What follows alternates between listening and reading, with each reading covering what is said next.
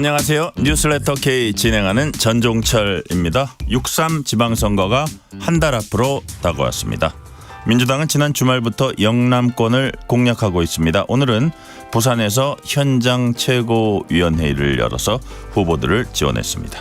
국민의힘 추경호 대구시장 후보와 이철우 경북지사 후보는 박근혜 전 대통령 사저를 찾아서 대구 경북 보수 결집에 나섰습니다. 민주당이 추진하는 조작기소 특검법이 선거 쟁점으로 떠오르고 있습니다. 민주당은 사법 정의를 위한 시대적 소명이다라고 한 반면 국민의힘은 여당이 대통령 죄를 지우기 위해서 헌법을 유린하고 사법체계를 파괴하려 한다고 비난했습니다. 이재명 대통령은 특검은 해야 한다면서 국민 의견 수렴과 수기 과정을 거치라고 주문했다고 홍익표 정무수석이 전했습니다. 정치 토크 코너에서 주요 정치 현안 자세히 분석합니다. 내일은 5월 5일 어린이날입니다. 인터뷰 코너에서는 어린이라는 세계란 책을 통해서 아이들은 어른들의 시선으로 판단하는 존재가 아니라 그 자체가 자신들의 세계를 가진 존재라는 메시지를 던진 김소영 작가를 만납니다. 뉴스레터 K 지금부터 시작합니다.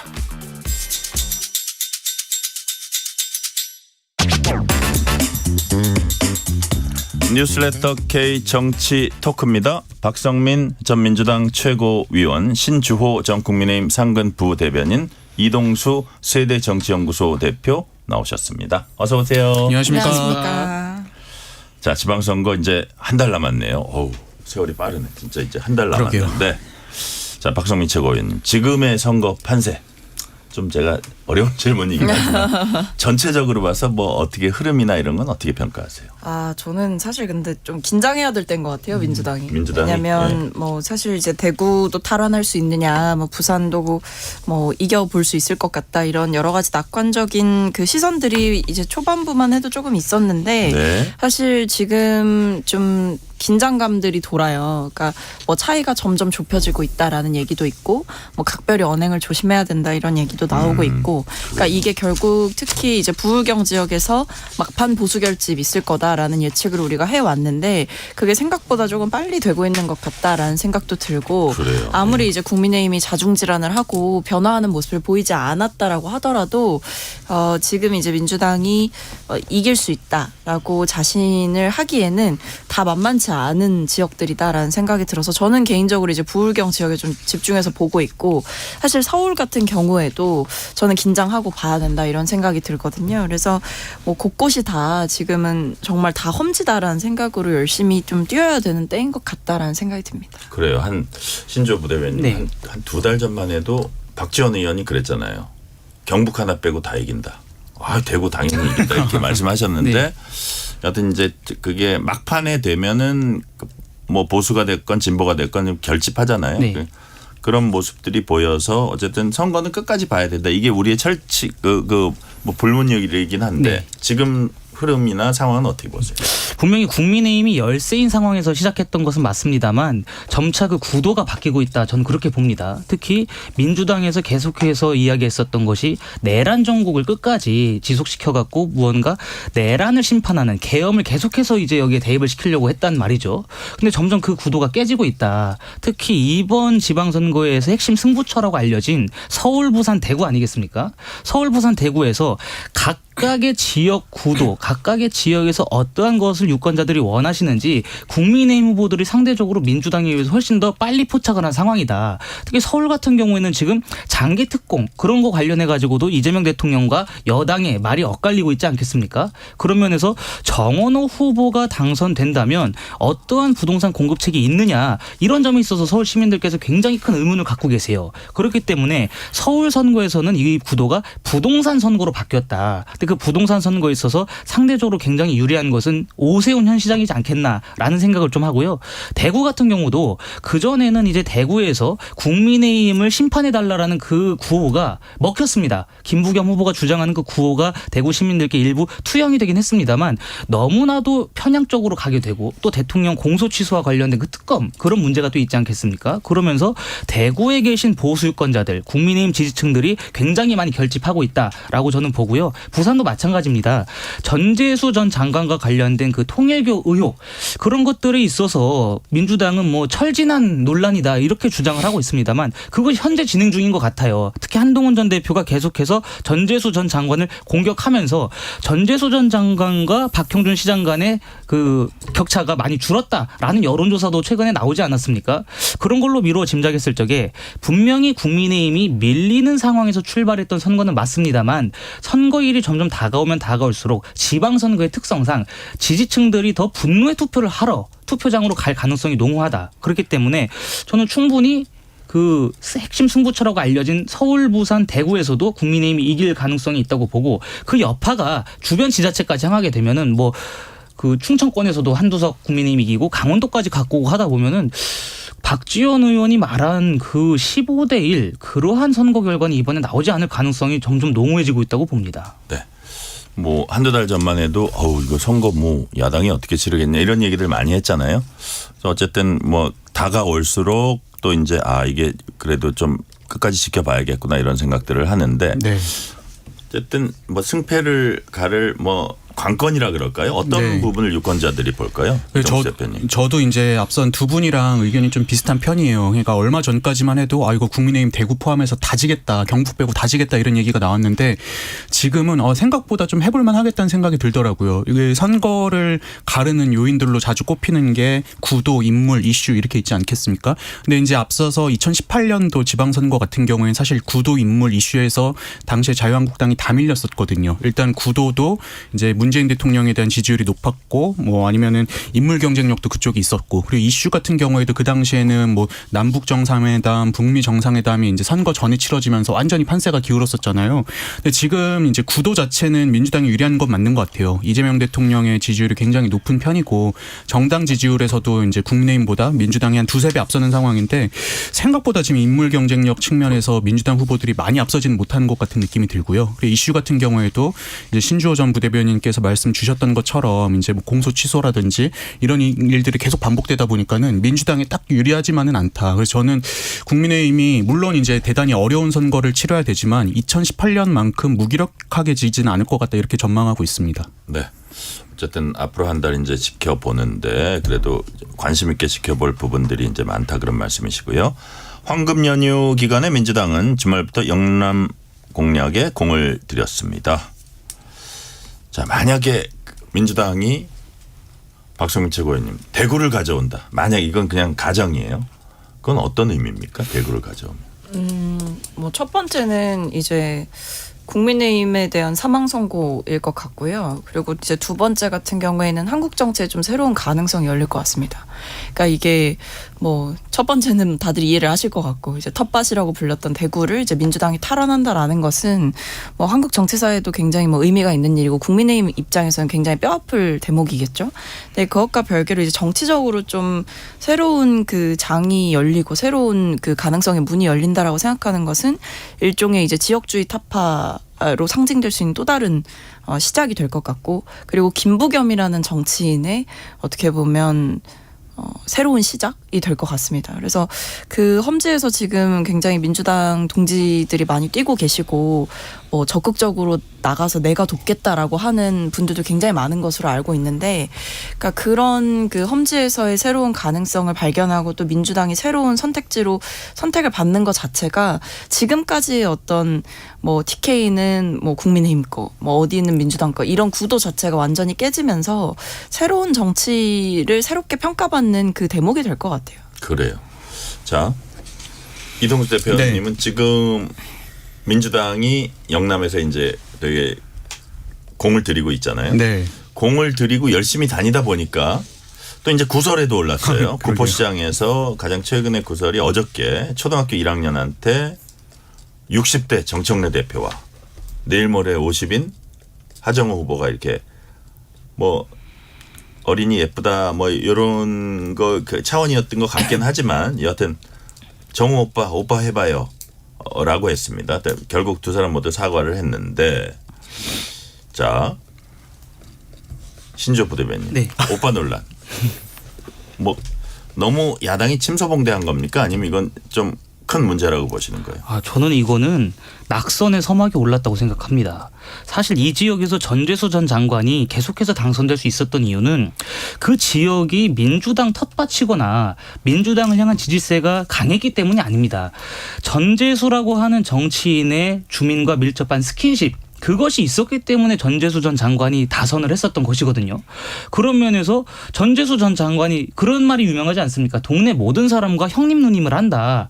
그 정도로 주민들과 굉장히 밀접한 관계가 형성이 되어 있었고 네. 그것을 기반으로 선거를 치렀기 때문에 민주당이 불리한 부산에서 유일하게 의석을 갖고 갔었던 곳인데 지금 하정우 전 수석 같은 경우에는 지난주에 악수 논란도 있지 않았습니까? 주민과 악수를 하고 여러 차례 손을 터는 모습도 포착이 됐고 또 어제 정청래 대표와 나가서 이런 식으로 초등학생 여아한테 오빠라고 불러봐 이런 식의 어떻게 보면 아동에 대한 그 유린, 인권 유린 뭐 그런 식의 논란이 지금 터지면서 스킨십은 고사하고 정상적인 관념이 없는 후보가 아니냐라는 인식이 지금 퍼져 있습니다. 그렇기 때문에 그렇지 않아도 세간의 주목을 받고 이목을 끄는 부산 북갑에서 하정우 전 수석의 이러한 논란이 계속 지속되다 보면은 낙선될 수밖에 없죠. 그렇기 때문에 이 문제에 있어서 이것을 뭐 지금 정청래 대표 하정우 전 수석은 사과를 했습니다만 그 사과하는 것도 현지 주민들의 그 마음에 와닿지 않는 사과를 했어요. 아이가 논란이 됐다 그런 얘기를 하는데 본인들이 저지른 행동 때문에 논란이 된 거 아니겠습니까? 사과의 핀트가 어긋나고 있다. 메시지 관리가 전혀 되지 않고 있고 하정우 전 수석의 이런 행태에 대해서 명확한 진단, 이 원인 규명이 되고 있지 않기 때문에 전재수 전 장관의 그 역할이 있었던 스킨십 이런 것들과 결부가 되지 않고 있다. 그러니까 전재수 전 장관의 그 아우라를 오롯이 다 지금 담지 못하고 있어요. 그렇기 때문에 이 지역에서 저는 한동훈 전 대표나 박민식 전 장관이 각축전을 벌일 것이다. 오히려 하정우 전 수석은 이렇게 되면 3위로 밀려날 수도 있습니다. 그래서 민주당이 부산에서 그나마 갖고 있었던 한석의 의석조차 국민의힘 범야권에 뺏길 가능성이 커지고 있다고 봅니다. 이동수 대표님은 어떻게 보셨어요? 저는 이제 그 이번 이제 논란을 보면서 정청래 대표께서 평소에 어떻게 살았길래 초등학생한테 50 가까이 된 이제 어른한테 오빠라고 하라고 하는가 이런 생각이 들었어요. 사실 제가 이제 30대 후반인데 저 나이만 해도 대학생들한테도 오빠라는 호칭 안 쓰거든요. 그래서 이게 좀 정청래 대표가 물론 뭐 성적이고 뭐 아동적인 뭐 이런 건 없겠지만은 그냥 평소에 이제 하정우 그 후보자의 그 나이대 분들을 좀 애로 보는 게 아닌가 뭐 이런 생각이 들었습니다. 근데 다만 물론 민주당도 그렇고 정청래 대표나 하정우 후보 본인도 그렇고 빠르게 사과했기 때문에 이 사건 자체는 전 일시적인 해프닝으로 뭐 지나가지 않을까 생각하는데요. 다만 이제 하정우 후보 보면서 어떤 게 좀 우려가 되냐면은 저는 과거에 반기문 전 유엔 사무총장이 좀 떠오르더라고요. 10년 전에 반기문 전 총장께서 대선 출마하려고 한국에 오셨을 때 이분이 정치 경험이 없다 보니까는 매일매일 논란이 터졌잖아요. 뭐 이제 지하철 이 표 이렇게 사는 데다가 막 2만 원을 꽂아 넣는다든지 아니면 꽃동네에 이제 그 봉사활동 가가지고 턱받이를 본인이 한다든지 이걸로 이제 매일매일 논란이 생겨서 결국에 낙마를 했는데 지금 하정우 후보자 같은 경우에도 본인이 정치 경험이 없는 분이다 보니까는 이런 문제에 있어서 대응이 안 되는 것 같아요. 이번 논란만 보더라도 정청래 대표가 뭐 오빠 해봐라고 했을 때 아마 여기 계신 분들 같았으면 아예 제가 무슨 오빠예요 뭐 삼촌 해봐 뭐 이렇게 했을 것 같은데 이분은 그냥 그대로 그걸 수용을 한 거잖아요. 그래서 저는 가랑비에 옷 젖는다고 이런 논란들이 계속되다 보면은 하정우 후보자에 대한 어떤 밈 같은 게 생길 수 있고 이게 이제 후보자 개인에게는 굉장히 불리하게 작용할 수 있을 거라고 보고 있습니다. 네, 박성민 최고위원님. 네. 요 부분 어떻게 그러니까 잘 진화됐기 때문에 추가 어떤 실수를 할까 뭐 그런 게 없으면 큰 문제 없다고 보세요. 아니면 이게 또 1, 2가 나와서 3가 나오면 이게 타격이 있지 않을까 뭐 이런 생각도 있거든요. 이게 제가 봤을 때는 뭐 일단 이 일 같은 경우에는 뭐 네. 후보도 사과를 했고 당 대표께서도 공보국 통해서 이제 사과 입장을 공식적으로 표명을 하셨고 그래서 뭐 사실 뭐 아동에 대한 인권 유린 뭐 이렇게까지 저는 볼 일은 아니라고 생각합니다만 부적절한 행동은 맞았다고 생각을 하고요. 그러니까 보시기에 좀 불편했을 것 같아요. 유권자분들이 보셨을 때. 그러니까 특히 뭐 요즘 세상의 감수성에 좀 맞지 않는 언행이었다라는 생각이 들고 그것이 좀 걸러지지 못하거나 절제되지 못했던 것이 굉장히 아쉽다라는 생각이 드는데 말씀해주신 대로 이제 중요한 거는 이제 후보자에 대해서 약간 첫 단추가 잘못 깨어지는 이미지가 생기는 게 조금 우려되는 지점인 것 같아요. 왜냐하면 뭐 이 오빠 논란 이전에 사실은 이 악수하고 뭐 이렇게 손을 털었다라는 그 의혹이 있었잖아요. 뭐 그게 사실 뭐 여러 가지 이제 본인도 배워가는 과정이고 좀 실수였다라고 볼 만한 여지도 있지만 어쨌든 이게 논란이 연달아 터지다 보니까 이제 네. 후보에 대해서 조금 걱정스러운 시선을 받을 수밖에 없는 상황인 것 같고 저는 그래서 사실 지금은 이제 앞으로 추가적인 실수가 안 나오게 하는 게 굉장히 중요할 것 같다. 그리고 이것을 좀 이미지를 한번 잘 뒤집을 만한 그 기회나 준비들이 좀 많이 필요할 것 같다라는 생각이 들고 네. 하정우 수석께서 아무래도 정치가 처음이고 하다 보니까 지금 좀 세게 배우시는 상황인 것 같고 본인도 이제 심기일전을 더욱 더 하셔야 될 때인 것 같다라는 생각이 듭니다. 그래요. 뭐 하정우 수석 입장에서야 이게 약간 코믹한 분위기도 이렇게 만드는구나 하고 정치 고수가 옆에서 하니까 그냥 뭐 이렇게 했을 것 같긴 하지만 여하튼 그럼에도 불구하고 어쨌든 그 사람들이 어떻게 보냐가 중요하잖아요. 그쵸. 본인이 어떤 생각을 가지고 있었냐도 중요하지만 송영길 전 대표죠. 지금 민주당 인천 연수갑 후보입니다. 방송에 나와서 중앙에서 이렇게 실수하기보다는 전재수 후보에게 맡기는 게 좋을 것이다. 괜히 도와주려다가 실수하는 것보다는 이렇게 그냥 맡겨놓는 게 낫지 않느냐. 혹은 뭐 부산시장 선거를 이제 예로 들면서 이거는 이제 부산 북갑이긴 했지만 자 그게 뭐 이런 게 약간 섞여 있는 것 같아요. 어쨌든 그 영남 지역은 민주당에 대해서는 지금 옛날과는 많이 달라졌지만 그래도 좀 이렇게 거부감이 있는 지역이라고 할 수 있는데 그런 데서 어떤 것들이 있으면 더 폭발력이 있을 수도 있다 뭐 이런 뜻인가요? 무슨 뜻일까요? 이 송영길 전 대표 얘기.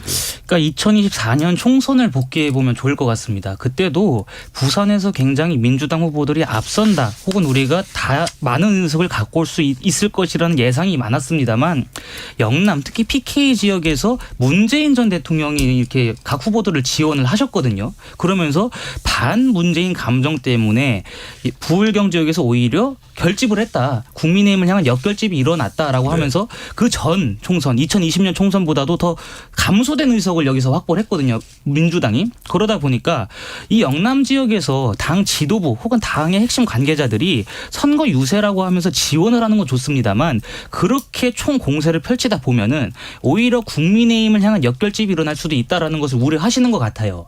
그러다 보니까 그 정청래 대표가 김부겸 후보의 개소식에 가서도 김부겸이 하라는 대로 하겠다 뭐 이런 식으로 말씀을 하셨거든요. 제가 보기엔 민주당 지도부도 아는 겁니다. 괜히 우리가 영남에 가서 지원 유세랍시고 거기에 총력을 다하다 보면은 오히려 국민의힘과 보수 유권자들을 더 꿈틀대게 만들 수 있다.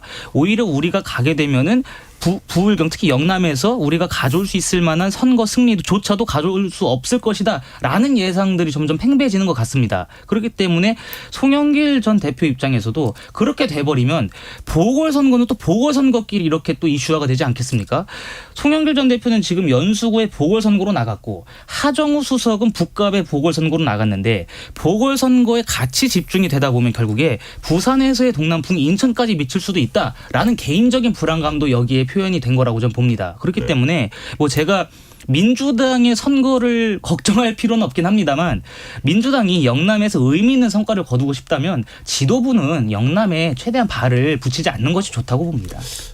제가 이제 김부겸 전 총리 이렇게 뭐 정치인으로서 취재 대상으로서 저도 오랫동안 봤지만 되게 이게 화를 내는 성격이 아닌데 어제 오늘 본 영상에 보니까 그 이찍 댓글 이런 거 달지 말라 그러면서 언행을 좀 신중해 달라 이런 취지로 얘기를 하면서 상당히 목소리를 높이시더라고요. 그래서 본인은 한 명 한 명 자기가 마음을 돌리는데 우리 자기와 자기 그 캠프 사람들이 얼마나 힘든데 그런 거 그냥 올리는 건 나 떨어지라는 거나 마찬가지다 이러고 목소리를 엄청 올려서 제가 약간 좀 놀랐거든요. 네. 혹시 보셨어요? 이동수 대표님? 저는 워딩으로 보긴 했는데요. 네. 근데 확실히 이제 김부겸 후보자도 그렇고 영남권에서 지금 활동하고 있는 분들은 뭐 여론조사상으로는 앞서고 있을지 몰라도 실제 민심은 다르다고 얘기를 하는 거잖아요. 워낙 이제 영남권이 민주당에서 험지였기 때문에 중도층까지 다 끌어모아야 이제 이길 수 있을까 말까한 선거를 치르고 있는 건데 네. 근데 이렇게 당 지도부에서 나서서 이렇게 막 좀 분란을 일으키면은 아무래도 이제 중도 표심이라든지 이런 데 불리할 수밖에 없기 때문에 그래서 저는 그 영남 지역의 반민주당 정서 이런 것들을 고려해서 최대한 좀 자중해줘라 인물 경쟁력으로 승부하겠다 이렇게 좀 요청을 한 거라고 생각을 해요. 근데 이제 저는 뭐 송영길 그 후보자의 얘기도 그렇고 또 한편으로는 이런 생각도 듭니다. 그 정청래 대표가 사실 이제 민주당의 주류인 86 운동권 세대에서 어떻게 보면은 비주류였고 과거에 뭐 육두품이다 이런 평가도 받고 이랬었잖아요. 그냥 이제 전통적으로 80년대 학생 운동을 이끌던 정치인들 뭐 김민석 총리라든지 우상호 이인영 의원이라든지 임종석 임종석 전 의원도 그렇고요. 이런 분들의 이제 정치 스타일이랑 정청래 대표의 스타일이랑 좀 많이 다른 것 같아요. 이분들은 어떻게 보면 좀 엘리트 정치를 하고 있다면은 정청래 대표 같은 경우에는 야전사령관 같은 정치를 하고 있는 거잖아요. 이런 좀 이 정치 방식의 충돌 이런 것들도 분명히 있는 것 같고 그래서 이제 이 86세대 운동권 정치인들이 좀 제발 그렇게 나서지 좀 말고 가만히 좀 있어라. 우리가 이제 인물 경쟁력으로 승부하겠다. 이렇게 좀 요구하고 있는 상황이 아닌가 싶습니다. 네, 국민의힘으로 가봅니다. 지난주 금요일에 국회의원 재보궐 공천이 있었습니다. 대구 달성 이진숙 전 방송통신위원장, 경기 하남갑이죠.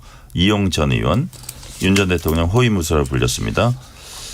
자, 그리고 정진석 전 비서실장. 계엄 당시에 비서실장이었죠. 물론 당시 뭐 계엄을 반대를 하긴 했지만 당시에 뭐 직책이 막중한 직책이었고 충남 공주부여 청양 공천은 일단 보류했습니다. 자, 박덕흠 공천관리위원장과 사돈 관계죠.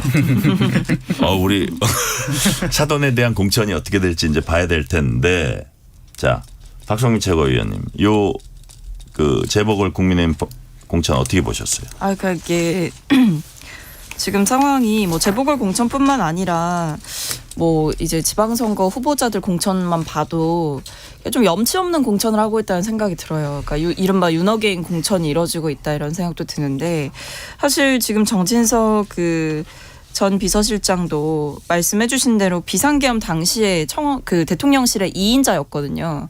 그러니까 그런 사람이 이제 선거에 출마를 하겠다라고 선언을 하고 그것을 지금 사실 당에서 안 걸러내고 있는 상황이고 뭐 이용 전 의원 같은 경우에도 윤 전 대통령과 굉장히 이제 가깝게 지냈던 뭐 수행을 하면서 거의 뭐 마치 호위무사다 이렇게 평가를 받았던 인물이기도 하고 그리고 이 외에도 뭐 지방선거 같은 경우에도 사실 추경호 이제 대구시장 후보 같은 경우에도 윤석열 정부 때 국무위원이었지 않습니까? 그러니까 그런 상황들을 다 보면 또 뭐 이제 경선에선 떨어지기도 했지만 뭐 윤 전 대통령의 변호인 뭐 이런 분들도 이제 나서기도 하고 그러니까 이게 전반적으로 당에서 좀 기본적으로 윤 전 대통령과의 절연을 기치로 해서 원칙 있게 이런 분들을 좀 잘라냈어야 되는 게 맞다. 컷오프를 했어야 되는 게 맞는데 그런 조치가 전혀 이루어지지 않고 있다 보니까 이런 상황까지 저는 왔다고 봐요. 출마를 선언할 수 있는 상황 그리고 이제 또 공천이 되는 상황 또 경선을 또 치러볼 수 있는 후보자의 자격을 또 얻는 상황. 그러니까 이런 것들이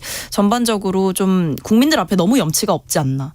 그러니까 계엄이 내란이다라는 지금 1심 판결이 나온 상황에서도 이러한 공천을 한다라는 것은 이 내란에 대한 반성이 전혀 없다. 국민의힘이 그걸 전혀 안 하고 있다라고 볼 수밖에 없고 이 정도의 어떤 필터링도 안 되는 상황에서 유권자의 선택을 받겠다. 그리고 보수로서의 어떤 자존심을 지키겠다라고 하는 것은 저는 어불성설이다 이렇게 보고 있습니다. 자, 신주호 부대변인. 네. 김태흠 충남지사가 예비후보 등록 본래 오늘 하려고 그랬거든요. 그걸 연기했어요. 아직 안 그죠? 하셨습니다. 연기하면서 그전에 한 얘기를 보니까 정진석 공천하면 당을 떠날 수도 있다는 걸 암시했습니다. 신주호 부대변인 보시기에도 정진석 전 실장을 공천하면 그게 전반적으로 수도권까지도 이렇게 어떤 악영향이 있을 걸로 보세요. 악영향이 있을 거라고 저는 봅니다. 그게 사실 이용 전 의원이라든지 이진숙 방통위원장 같은 경우와는 좀 다르죠. 정진석 전 비서실장이 뭐 비상계엄 선포를 몰랐겠죠. 모르고 어쨌든 윤 전 대통령의 그 위헌적인 비상계엄 선포로 인한 피해자라고 저는 생각을 합니다. 하지만 그것이 선거 국면에 들어가게 되면 필연적으로 결부가 될 수밖에 없다. 그렇지 않아도 지금 국민의힘이 윤어게인 세력과의 절연을 단호하게 외친 상황에서 정진석 전 실장이 이 선거 국면에 들어오게 되면은 이 구도가 그렇지 않아도 이것을 깨려고 노력을 많이 했는데 그러한 노력들이 물거품으로 될 수가 있다. 그래서 굉장히 선거에 엄청난 악영향을 전 미칠 거라고 생각합니다. 그런 면에서 뭐 박덕흠 공관위원장이 사돈이긴 합니다만 국민의 역행하는 공천은 하지 않겠다 이렇게 이야기를 했고 또 윤리위에서 정진석 전 실장과 관련된 복당 문제를 논의해야 되거든요. 근데 그 윤리위가 연기가 됐습니다. 그 정도로 정진석 전 실장에 대한 공천을 안 하려고 하는 것 같아요. 안 할 것이고 그래서 그 점은 박덕흠 공관위원장의 말씀을 그대로 저희가 받아들이면 될 것 같습니다. 근데 저는 어떻게 생각하냐면 그 정진석 전 실장 같은 경우에 부친인 정성모 전 국회 부의장이 6선하고 본인이 5선에서 이제 부자가 내무부 장관도 하셨을 네, 맞습니다. 거예요. 그래서 부자가 그 지역에서 11선을 했거든요. 네. 사실상 그 지역 영주예요. 그러니까 이분 같은 경우에는 공천을 안 받아도 그냥 아예 나 그럼 무소속으로 나갈게 이러면은 사실 될 수 있는 환경이라고 생각을 하는데 국민들의 시선이 무소속으로 이분이 당선된다고 해도 자력으로 됐다고 생각하진 않을 거 아니에요. 그냥 범 국민의힘으로서 이제 됐을 거라고 생각을 할 텐데 그렇다면은 그 비상계엄 당시에 비서실장이었던 정진석 그리고 뭐 당시 원내대표였던 추경호 그리고 이제 윤석열 전 대통령의 수행실장으로 평가받았던 이용전 의원 이런 분들이 나와가지고 선거를 치르고 있으면은 이게 과연 국민의힘 전체 판세에 도움이 될 것이냐 이 부분은 좀 국민의힘도 우려하고 있을 것 같습니다. 네, 지금 이제 하정우, 한동훈 나온 그 지역구 부산 북구가 국민의힘이 이제 면접을 받습니다. 박민식, 이영풍, 박민식 전 의원, 이영풍 전 KBS 기자, 한동훈 전 대표와 단일화할 건지 이거를 뭐 아주 강하게 물어봤는지 뭐 어떻게 물어봤는지 둘 다 이제 안 하겠다 이렇게 대답은 하고 나왔다고 해요. 이를 본 한동훈 전 대표 민주당이 아니라 나와 싸우려 한다. 자, 신지호 부대변인. 네. 한동훈 전 대표의 이 사안에 대한 인식과 같습니까? 동의하십니까? 저는 개인적으로 지금 부산 북갑 같은 경우에 저희가 갖고 있지 않았던 곳이거든요. 예. 그런데 지금 국민의힘 의석이 107석 추경호 전 원내대표가 이제 출마하셨기 때문에 106석으로 줄어들었어요. 이 상황에서는 한 석 한 석이 굉장히 중요합니다. 자, 당권파의 생각은 차라리 민주당이 줬으면 좋지 한동훈은 안 된다. 그런 생각 남아 있어요? 전 남아 있을 거라고 보는데 그러한 인식에 근저에 깔려 있다면 보수 괴멸을 지금 당 지도부가 앞장서서 부추기는 것이다라고 생각합니다. 만약에 그렇다면. 예, 만약에 그렇다면 어쨌든 한동훈 전 대표도 보수 진영의 굉장히 큰 자산 아니겠습니까? 그렇다면 어떻게 부산 북구 갑에서 국민의힘 후보와 무소속 한동훈 후보 간의 시너지를 내서 그 시너지를 바탕으로 동남풍을 불어서 이 열기가 수도권까지 이어지게 할 것인지 그것을 같이 고민을 해야 될 시점이라고 생각합니다. 네. 그런 면에서 이 부산 북구갑 같은 경우는 단순한 의석 한 석이 아니에요. 부산시장 선거 자체가 핵심 승부처라고 지금 분류가 되는 상황이기 때문에 여기서 한동훈 전 대표와 같이 어느 정도의 연대를 해서 그것을 바탕으로 다른 지역의 선거에까지 긍정적인 영향을 미칠 수 있다면 그러한 점을 고민해야지 네. 우리가 한동훈만은 맞겠다 이러한 일념으로 선거를 치룬다면 앞으로 보수 진영에서 뭘 할 수가 있겠습니까? 어찌되었든 저희가 지금 정권을 빼앗겼고 다음 대선 혹은 차기 총선에서는 모두가 힘을 하나로 합쳐서 다시 원내일당이 되어야 되고 정권 교체를 이루어야 되지 않겠습니까? 원내일당이 되고 정권 교체를 이루기 위해서는 저희들의 살을 깎아먹을 것이 아니라 정말 그 바짓가랑이라도 붙잡는 심정으로 모두의 힘을 합쳐야 되는데 그러한 노력을 좀 해주기를 바라고 저는 이렇게까지 집요하게 단일화에 대한 의지를 물어보진 않았을 거라고 봅니다. 실시간 교통 상황 알아보겠습니다. 라디오 교통정보센터 유하영 리포터 나와주세요. 네, 이 시각 교통정보입니다. 지금 고속도로는 서울 방향으로 많이 막힙니다. 지금이 정체가 가장 심한 시간대고요. 퇴근 차량까지 더해지면서 혼잡합니다. 정체는 밤 9시쯤이 돼서야 차츰 해소가 되겠습니다. 지금 서울로 출발하신다면 강릉에선 3시간 10분, 부산에선 4시간 30분 정도 걸리겠는데요. 경부고속도로 서울 방향 총 38km 막히는데 옥산요금소에서 독립기념관까지 정체고요. 안성 일대에서 10 8km 막힙니다. 이후로도 기흥에서 신갈분기점까지 밀리고요.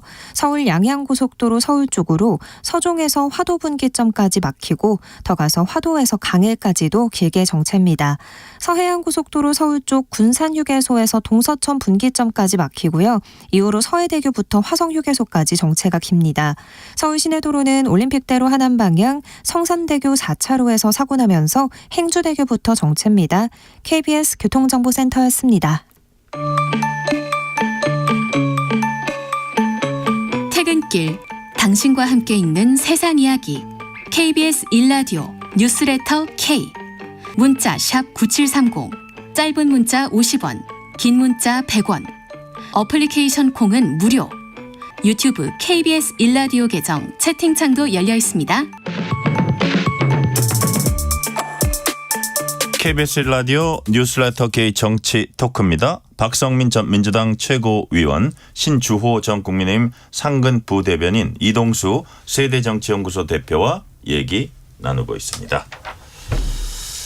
자, 지난 주말에 이런 일이 있었어요. 국민의힘 지도부가 뭐 부산 갔다가 대구 갔다가 막 했는데 부산을 가서 박형준 부산시장 후보 개소식 열렸는데 거기 이제 부산 지역 의원이니까 마이크 한 번씩 잡았어요. 조경태 의원 6선이죠. 당내 최다선입니다. 근데 거기서 막 장동혁을 일부 지지자들이 장 대표 지지자들이 연호했어요. 여러분 같은 분 때문에 이 당이 국민의힘이 안 된다. 빨리 집에 가라. 말도 좀 센 느낌도 있긴 있는데 여기는 뭐 박형준 시장을 위한 자리다.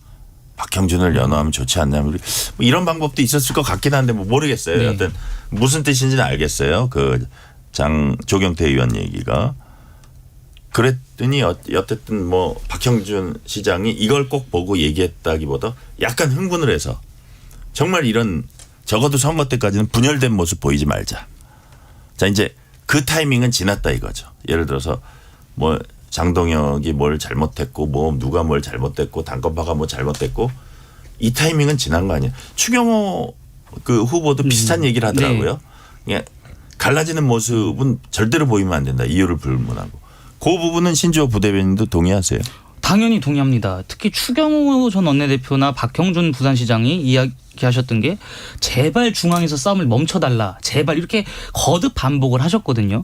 그런 면에서 저는 장동혁 대표가 이렇게 갈라진 마음을 모으자 이거 자체가 어떻게 보면 과거에 있었던 그런 제명 정치, 이 숙청 정치에 대한 반성으로 좀 읽혔습니다.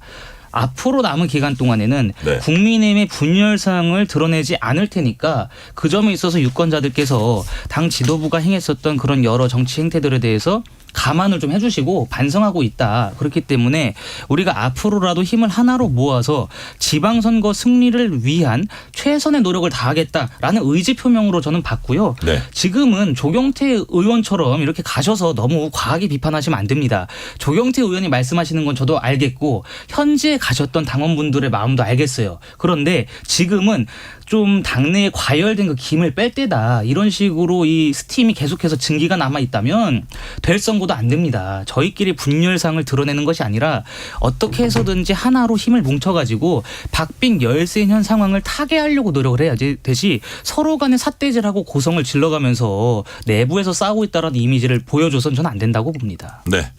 자, 박성민 최고위원께 이거 한번 여쭤볼게요. 추경호 후보 아마 부부 동반으로 간 것 같고 이철우 후보도 부부 동반으로 간 것 같은데 박근혜 전 대통령 사저 가서 이제 인사를 갔어요. 어떤 뭐라 그럴까 어떤 선거의 목적도 분명히 있을 겁니다. 그게 크겠죠. 예, 대구 경북 지역에서 적어도 이런 게 이 국민의힘 대구시장 후보, 경북지사 후보한테 도움이 될까요? 어떨까요? 뭐 사실 여전히 이 TK 지역에는 박근혜 전 대통령의 영향력이 있다라고들 하시더라고요. 특히 현장에 계신 분들은.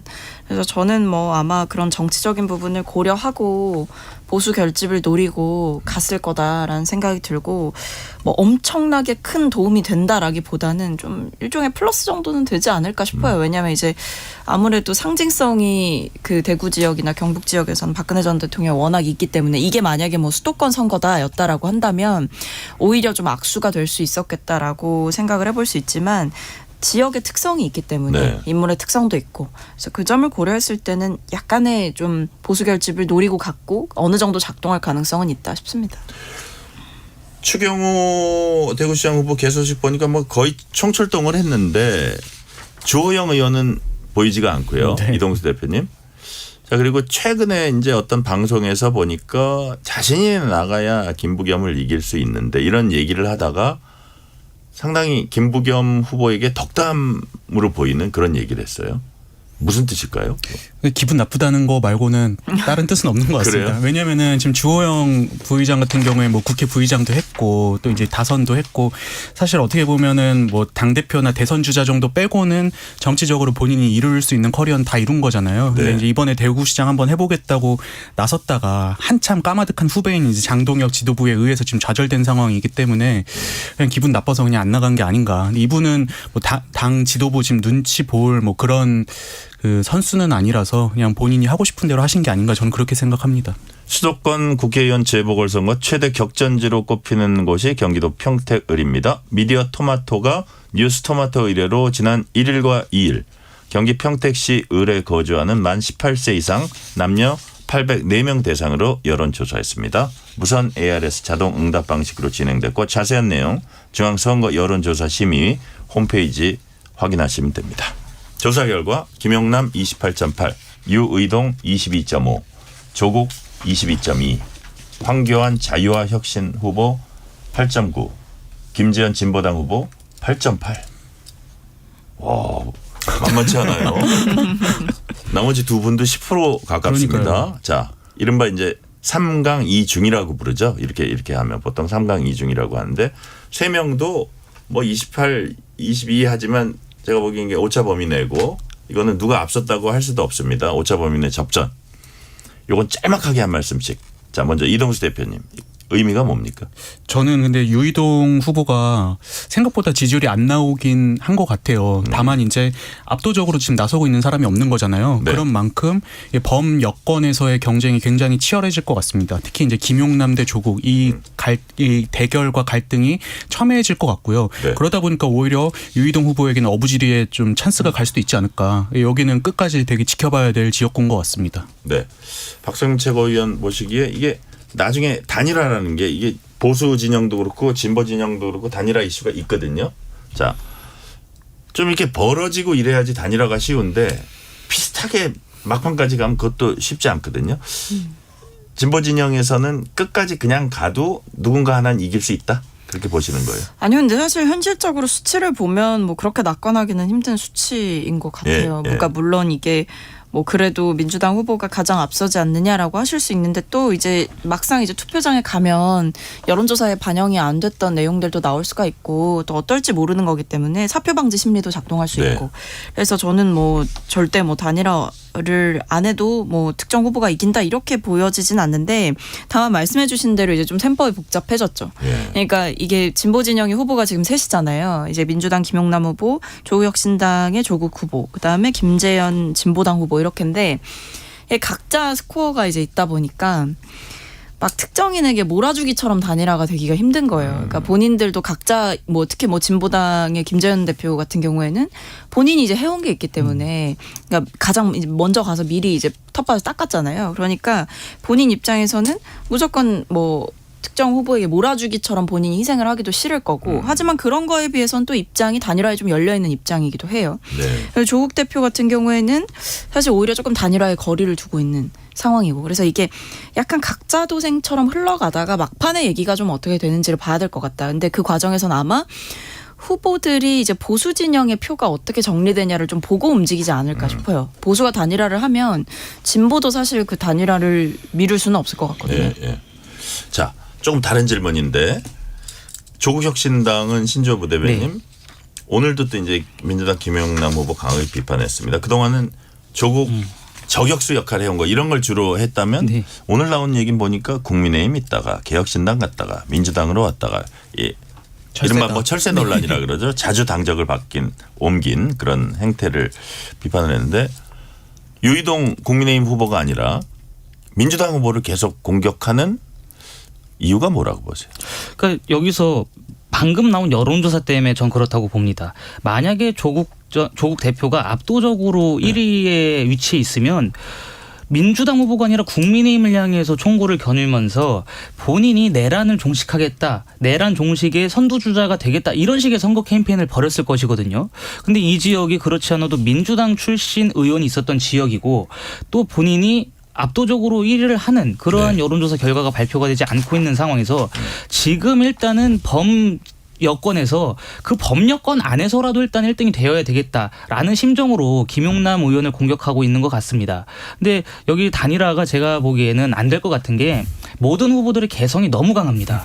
각자가 그리고 또 여기서 물러나게 되면은 정치적으로 향후를 도모할 수가 없는 상황에 이를 수가 있어요. 그렇기 때문에 여기서는 단일화가 될 것 같지 않고 그랬을 경우에 누가 더 승기를 빨리 잡겠느냐. 저는 지금 범여권 후보가 3분이고 범야권 후보가 사실상 한 분이라고 봐요. 저는 황교안 대표는 그냥 논외라고 생각합니다. 범야권 후보가 사실상 한 명으로 지금 규정이 되어 있는 상황이라면 유권자들이 사실상의 투표를 통한 단일화를 이루어 줄 것이다. 그런 면에서 유이동 후보가 상대적으로 앞서는 그러한 선거 구도가 발생하지 않을까 예상해 봅니다. 저도 이동수 대표님. 심전부 대변인님 말씀에 전적으로 공감하고요. 또 이제 지금 조국혁신당 입장에서는 사실 유이동 후보한테 갈 표는 가져올 수 없잖아요. 왜냐하면 어차피 국민의힘 찍는 분들은 조국혁신당을 안 찍을 테니까. 근데 민주당 찍는 분들은 조국혁신당 찍을 수 있거든요. 그러니까 이제 김용남 후보의 과거 뭐 조국 비판이라든지 아니면 과거 정당 바꿨던 커리어들 이런 것들을 집요하게 공격함으로써 민주당 지지층을 흔들고 본인들한테 표를 가져오기 위한 전략이 아닌가. 그래서 저는 이 여권 내 갈등이 굉장히 심해질 것 같고요. 그게 이제 또 반사이익이 이 유이동 후보에게도 갈 가능성은 있다고 보고 있습니다. 네. 조작 기소 국정조사 끝나자마자 민주당이 조작 기소 특검 법안을 발의했습니다. 이재명 대통령 사건 공소 취소를 할 수 있는 권한을 사실상 부여했다는 게 이제 핵심인데, 자 논란이 커지니까 홍익표 청와대 정무수석이 이제 브리핑을 열었습니다. 이재명 대통령은 진실규명과 사법정의 위에 특검해야 한다. 다만 시기와 절차는 여당이 국민의견 수렴과 수기 과정을 거쳐서 판단해달라. 박성민 최고위원님. 네. 속도 조절 플러스 사실상 지방선거 전에는 굳이 이거를 더 속도를 내야 되냐 이런 주문이라고 보세요. 네, 저는 뭐 말씀하신 대로 속도 조절에 대한 얘기를 이제 공식적으로 했다라고 보고, 그리고 이제 또 짚어봐야 되는 건 이게 뭐 대통령과 교감을 하고 대통령에게 일종의 주문을 받아서 민주당이 이렇게 움직이는 거 아니냐라는 일각의 시선을 좀 차단하는 모습이다라고 봅니다. 네. 그러니까 사실 저도 지금 시점에 이걸 할 거는 아닌 것 같아요. 물론 저희가 이제 국정조사를 통해서 많은 것들을 밝혀냈습니다. 뭐 예를 들면 그 박상현 검사의 녹취록이 공개가 됐고, 그리고 그 상황에서 특정인에 대한 뭐 회유, 그리고 진술의 방향성을 제시하는 문제, 뭐 형량을 거래하는 문제, 뭐 이런 얘기들이 다 나왔고 드러난 상황이고, 그 외에도 심지어는 뭐 이제 남욱 씨가 얘기한 그 내용에서 뭐 재창이 형이라고 이제 다른 사람의 이름을 언급했는데 그게 막상 이 조사를 했던 그 기록에는 뭐 실장님이라고 이제 표기가 바뀌어서 들어가고, 그걸 이제 속기사 탓을 한다던가 검찰에서. 그러니까 이런 문제들이 좀 밝혀졌거든요. 그래서 결국에는 이게 조작된 기소와 어떤 표적의 수사가 있었다라는 생각을 확정적으로 할 수밖에 없는 상황인데, 그렇다고 해도 이게 어쨌든 대통령께서 특검을 임명하는 구조인 상황에서 이게 지방선거 전에 이것을 추진한다라고 하면 뭐 대통령의 이해충돌 문제라든지 아니면 이게 전체적으로 뭐 불경 지역이라든가 험지에서 뛰고 있는 후보들에게는 사실 좀 청천벽력 같을 수 있거든요. 그래서 저는 이 부분에 대해서 뭐 청와대도 모르지 않을 거라고 생각하고 속도 조절을 주문했다라는 생각이 듭니다. 이거는 신조 부대변인 어떻게 보시는지 짤막하게. 예. 일단 드러난 사실이 저는 없다고 봐요. 오히려 드러난 사실은 이재명 대통령과 관련된 혐의들이 점점 짙어지고 있다. 북측 인사도 만났다라는 증언 나왔고요. 연호술 파티 없었다는 이야기 나왔고, 박상현 검사에 대해서 긍정적인 평가가 나온 증언들이 있었습니다. 그런 것들로 미루어 짐작했을 적에 오히려 국정조사가 너무나도 실패한 조사로 끝난 것이 아니냐. 그런데 이 시점에서 대통령 혹은 청와대가 이재명 대통령과 연관이 없다라고 그 국민들께 확신을 드리려면 나와 관련된 사안에 대해서 공소 취소하지 않게끔 하겠다라고 선언을 하시면 되고, 혹은 또 지금 보니까 민주당에게 어떻게 보면은 그 일임을 했거든요. 민주당이 일임을 할 것이 아니라 국회 차원에서 좀 합의된 도출안을 내달라 이렇게 했으면 분명히 국민들께서 이재명 대통령이 진심이구나라는 것을 알았을 텐데 그것이 아니라 이렇게 우회적으로 특검에 대한 명시적인 반대 입장을 표명하지 않음으로써 오히려 이 특검을 지방선거 이후에 해라라는 시그널을 준 게 아니냐라는 점에서 오히려 국민들의 공분을 살 것 같습니다. 네, 이동수 대표께는 녹취 들어보고 제가 좀 질문 드릴게요. 특검에 대한 민주당 입장은 어떤지 정청래 민주당 대표 얘기 들어보시겠습니다. 이재명 대통령뿐만 아니라 남욱 변호사, 이화영 전 평화부지사 등 수많은 관련자가 검찰의 조작 수사로 인생이 난도질 당했습니다. 더 이상 정치검찰에 의해 진실이 뒤바뀌고 억울한 피해자가 양산되는 비극을 자시할 수는 없습니다. 조작 기소 특검은 윤석열 검찰 독재 정권의 과오를 바로잡는 사법 정상화의 과정입니다. 헌법 제11조가 명시하듯 모든 국민은 법 앞에 평등합니다. 피해 구제에서도 마찬가지입니다. 대통령이라는 이유로 정당한 피해 구제를 외면하는 것은 헌법 정신에 어긋납니다.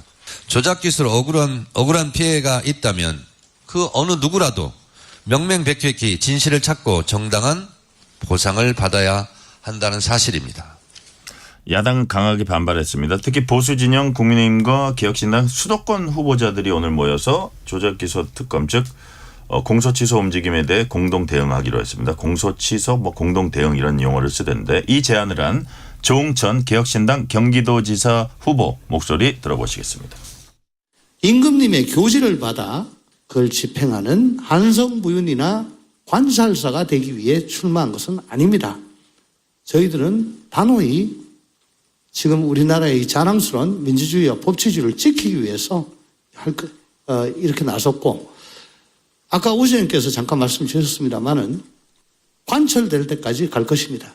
그리고 여기에 동의하는 모든 지방선거 후보들과 공동으로 나설 것입니다. 그리고 제 사회단체, 시민단체 동의하시는 분들과 함께 할 것입니다. 그러지 아니하고서는 저 무도한 민주당의 이런 헌법 유린 작태를 막아낼 수가 없습니다. 막을 때까지 하겠습니다. 자, 이렇게 눈에 좀 띄는 게 정청래 대표 얘기는 대통령이란 이유로 정당한 피해 구제를 외면하는 건 헌법 정신에 어긋난다. 그럼 어떻게 보면 우리가 가장 주목하는 그런 부분도 일단 언급이 된 거고 저 조응천 후보는 저 무도한 민주당의 헌법 유린 작태를 막아내야 한다. 공동 대응해서라도 이거는 무조건 막아내야 한다. 이렇게 이제 맞서고 있는 건데 자 선거 쟁점으로는 계속 첨예한 선거 쟁점으로 가리라고 보세요, 이동수 대표님. 저는 그렇게 보는 게요. 지난 지방선거 우리가 생각해 보면은 이제 문재인 정부 말이었고 이제 당시 집권 여당에서 뭐 검찰의 수사권을 완전히 박탈해야 된다. 이걸 이제 지방선거 앞두고 추진을 하다가 이제 막 당시 민주당 비상대책위원장이었던 박지원 위원장이 막 반발하고 이러면서 좀 자중질환이 일어났었잖아요. 그래서 네. 결국에 이제 지방선거 졌다고 볼 수 있는데 근데 그때는 사실 문재인 정부에서 윤석열 정부로 넘어가기 직전이었기 때문에 민주당에서 그렇게 조급했던 게 저는 이해가 가요. 근데 지금 같은 경우에는 사실 선거 끝나고도 추진을 할 수 있는데 왜 이렇게 지금 민주당이 서두르나 저는 그런 의문이 조금 있고요. 네. 이게 이런 사법 리스크 이슈가 중도층한테는 긍정적이지는 않은 것 같아요. 특히 이제 지방선거라는 성격상 지역의 민생이나 이런 것들을 챙겨야 되는데 대통령의 사법 리스크를 없애기 위해서 막 공소 취소를 막 무리하게 이제 특검을 통해서 도입하려고 하고 이런 것들이 민주당 선거에는 좋게 작용하지는 않을 거라고 생각을 합니다. 박성민 최고위원님. 예를 들어서 이런 얘기도 나와요. 왜 서두르지? 선거 앞두고? 참 이해가 안 된다. 이런 질문들을 많이 하고 저도 그렇게 생각했는데 또 해석을 이렇게 하는 분이 있어요. 8월 달에 그 당권 경쟁 끝나서 당대표가 되면 누가 되느냐에 따라서 이런 부분에 대해서 이제 신경을 안 쓰고 다른 쪽으로 갈까봐 친명 의원들을 중심으로 해가지고 이거를 더 빨리 선거 어차피 우리가 이길 거니까 밀어붙인다. 뭐 이런 관측도 있거든요. 근데 뭐 어차피 이길 거니까 뭐 밀어붙인다는 아닌 것 같고, 예. 그러니까 일단 뭐 최근에 아무래도 이제 그 국조특위를 하면서 여러 가지 성과가 있었다라고 보는 상황인 것 같고요. 그리고 이제 중요한 것은 이게 아무래도 그런 것도 있는 것 같습니다. 결국에는 이 이슈 자체가 국민들께서 이 조작된 기소의 내용들을 이미 뭐 다 확인을 하시고 알고 계시고 공유가 되고 있는 상황이라고 이제 판단을 하고 그 상황에서 이런 부분을 추진을 하면 이것은 선거와 좀 별개의 이슈다. 그러니까 사법적 정의를 바로 세우는 문제이기 때문에 뭐 이것이 이제 지방선거의 뭐 민생 이슈와 좀 결부될 가능성은 낮다 이렇게 좀 판단하셨던 분도 계신 것 같아요. 그래서 오히려 뭐 뒤에 계속해서 정치적 이벤트 뭐 전당대회라던가 아니면 차기 당권 경쟁 뭐 또 새로 있을 또 원내대표 선거 뭐 이런 것들을 봤을 때 사실은 좀 빨리 하는 게 맞지 않나 이런 판단하신 것 같은데 지금 사실 민주당 안에서도 우려가 나오고 있는 상황이거든요. 공개적으로. 그래서 저는 이 부분은 좀 지도부가 속도 조절을 해야 되지 않을까 싶습니다. 신조 부대변님, 예를 들어서 정말 우리가 항상 하는 얘기가 있잖아요. 자신 있으면 재판을 받고 네. 거기서 조작 기소가 있으면 그걸 밝히고 그랬는데 재판부가 전혀 엉뚱한 재판을 했다고 판단을 하면 재심을 하고 이렇게까지 막 나라를 흔들면서 막 온갖 그 가보지 않은 길을 가는 거는 정말 제대로 재판받으면 유죄받을까 봐 이런 거 아니에요? 이런 의심도 하잖아요. 어떻게 보세요? 그런 부분은. 저는 그렇다고 봅니다. 관련자들이 일단 기본적으로 대법원이라든지 혹은 각심에서 법원 차원의 유죄 판결이 내려진 상황 아니겠습니까? 그런 것과 이재명 대통령을 따로 볼래야 따로 볼 수가 없는 상황이다. 그렇기 때문에 지금까지 했었던 재판 진행 과정, 특히 공범들의 재판 진행 과정을 쭉 살펴보면 이재명 대통령도 최종적인 유죄에서 벗어날 수가 없을 것이다라는 판단을 했기 때문에 이렇게 서두르는 것 같아요. 그러니까 아까 앵커께서 말씀하신 것처럼 저는 개인적으로 지방선거 이후에 이 특검을 할 줄 알았습니다. 그런데 이 전에 하려고 한다는 것 자체는 민주당이 지방선거를 본인들이 따놓은 당상으로 보고 있는 것이 아니냐라는 좀 국민적인 비판이 더해질 것 같습니다. 그러다 보니까 오늘은 뭐 오세훈, 유정복, 그 개혁신당의 김정철, 조홍천 이 네 분이 모였습니다만 이 공소 취소 문제가 어떻게 보면 사법 구태타다. 네. 그렇기 때문에 수도권 후보들 간의 연대뿐만 아니라 전국적으로 퍼질 수 있다고 저는 봅니다. 네, 오늘 말씀 여기까지 듣겠습니다. 지금까지 박성민 전 민주당 최고위원, 신주호 전 국민의힘 상근 부대변인, 이동수 세대정치연구소 대표였습니다. 오늘 말씀 감사합니다. 감사합니다. 뉴스레터 K 1부 마치고 2부가 이어집니다.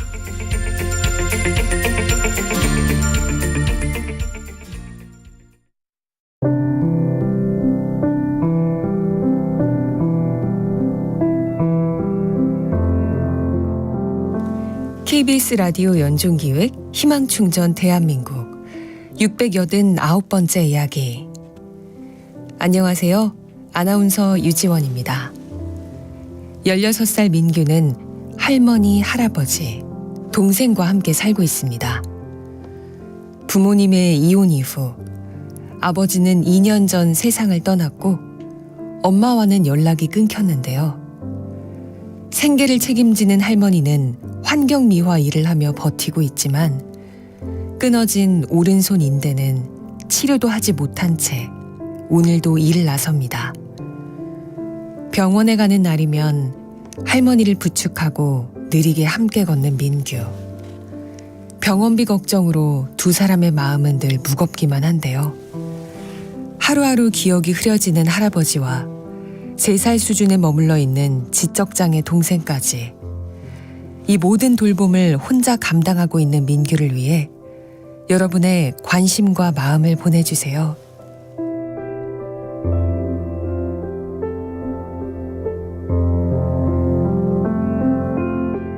여러분의 따뜻한 손길이 희망의 빛이 됩니다. ARS 060-700-1580 060-700-1580 한 통화 3,000원으로 희망을 선물해 주세요. KBS 라디오 연중기획 희망충전 대한민국은 초록우산 어린이재단, 인탑스 주식회사, 그리고 청취자 여러분과 함께합니다. ARS 060-700-1580 한 통화 3,000원입니다.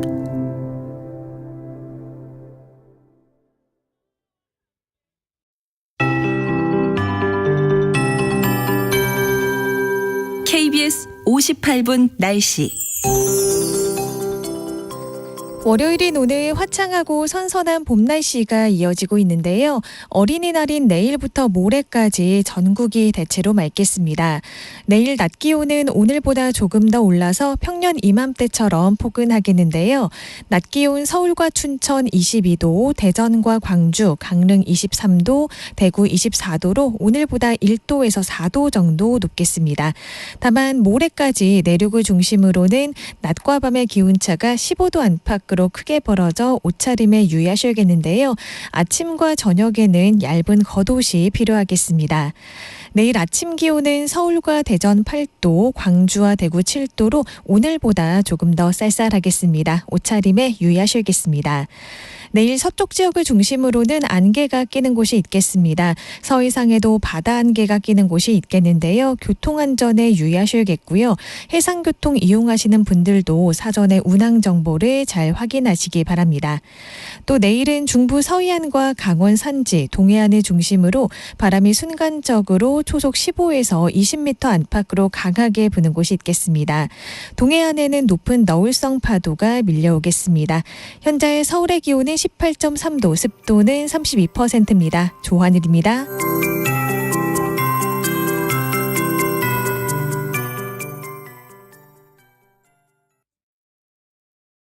정성을 다하는 국민의 방송 KBS가 6시를 알려드립니다.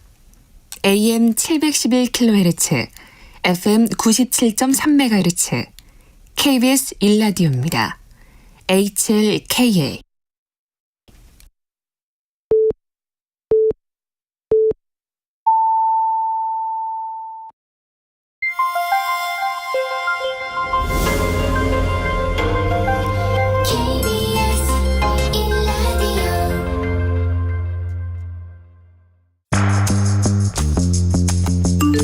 여러분은 지금 퇴근길 시사편지 한 장, KBS 1라디오 뉴스레터 K를 듣고 계십니다.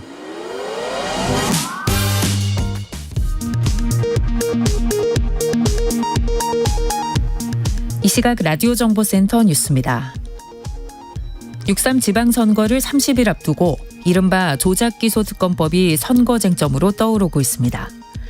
더불어민주당은 검찰 독재 정권의 악행을 바로잡아야 한다고 필요성을 강조했고, 국민의힘은 헌정질서 파괴를 선거로 심판하자고 맞서고 있습니다. 민주당이 윤석열 정부 조작 수사 기소 의혹 특검 법안을 발의하고 본회의 처리를 예고한 가운데 이재명 대통령은 신중한 검토를 주문했습니다. 코스피가 반도체주의 기록적인 폭등에 힘입어 사상 처음으로 6,900선을 돌파하며 장을 마쳤습니다. 오늘 코스피는 전 거래일보다 5.12% 상승한 6,936.99에 거래를 마감했습니다. 트럼프 미국 대통령이 호르무즈 해협에 발이 묶인 선박들의 안전한 탈출을 돕겠다며 이른바 프로젝트 프리덤을 공식화했습니다. 이란군은 이에 대해 군사적 대응을 경고했습니다. 고 김창민 영화감독을 폭행해 숨지게 한 피의자 2명이 결국 구속됐습니다. 김 감독이 세상을 떠난 지 약 반년 만의 일입니다.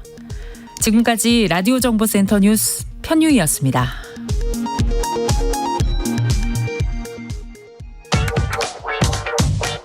뉴스의 진수를 보여주는 인터뷰. 뉴 진수.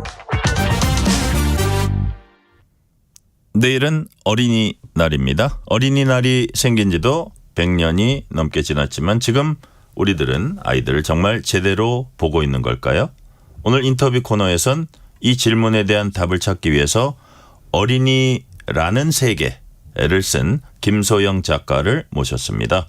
아이들의 속도를 기다리는 것, 아이를 정중하게 부르는 것, 그리고 어른이 먼저 달라져야 한다는 것, 어떤 의미를 담고 있는지 얘기 나눠봅니다. 김소영 작가님 어서 오세요. 안녕하세요. 김소영입니다. 예, 귀한 시간 내주셔서 감사드립니다. 네, 저도 5월 5일 어린이날을 앞두고 이렇게 어른들이 듣는 방송에서 어린이 이야기 할 수 있는 기회가 주어져서 기쁘게 생각하고 왔습니다. 네. 자, 104번째 어린이날이 내일입니다. 네. 지금까지 좋은 책 많이 내셨다고 들었어요. 대표작은 어린이라는 세계로 알려져 있습니다. 네. 자, 요 얘기하기 전에 가장 최근에 낸 책은 숨은 어린이 찾기? 이건 네. 어떤 책이에요? 네, 제가 일간지에 그림책이랑 관련된 연재를 한동안 했어요. 네네. 거기에 원고를 좀 덧붙였는데 그림책 안에 숨어있는 어린이의 마음을 찾아내는 그런 내용의 책입니다. 그래요. 50권의 그림책을 다루었어요. 어쨌든 그림 속에 숨어 있는 어린이의 마음을 찾아내는 거예요? 네. 그냥 어린이만 찾아내는 게 아니라 어린이의 마음까지 찾아내는 그렇죠. 거군요. 네. 이야, 역시 오늘 좀 우리가 말씀드릴 책하고도 상당히 연관이 있는 책이네요. 네, 어린이와 관련된 일이라면 한 방향에서 납작하게 보아서는 안 되고 네. 성장하고 있는 과정이나 환경을 함께 다루어야 하기 때문에 아무래도 저의 글쓰기도 그렇게 가는 것 같아요. 그래요. 글쓰기가 이쪽에 집중돼 있기 때문에 네. 우리 김소영 작가님께는 어린이날은 특별한 의미일 것 같습니다. 어떻습니까? 네. 사실 제가 어린이라는 세계를 처음 쓸 때 제가 목표로 삼았던 소박한 목표가 하나 있는데 네. 그게 어린이라는 낱말이 한 번이라도 더 들리고 한 번이라도 더 검색되는 게 꿈이었어요. 네. 네, 그런 의미에서 어린이날은 전국에서 어린이가 울려 퍼지기 때문에 왠지 저는 어린이가 아니지만 제 생일 같기도 하고 뭔가 여기저기에서 어린이들이 좀 특별한 대접을 받을 것 같아서 저까지 기분이 좋아지는 그런 의미가 있습니다. 그래요. 어린이라는 세계 이 책 아시아 출판문화상 수상을 했습니다.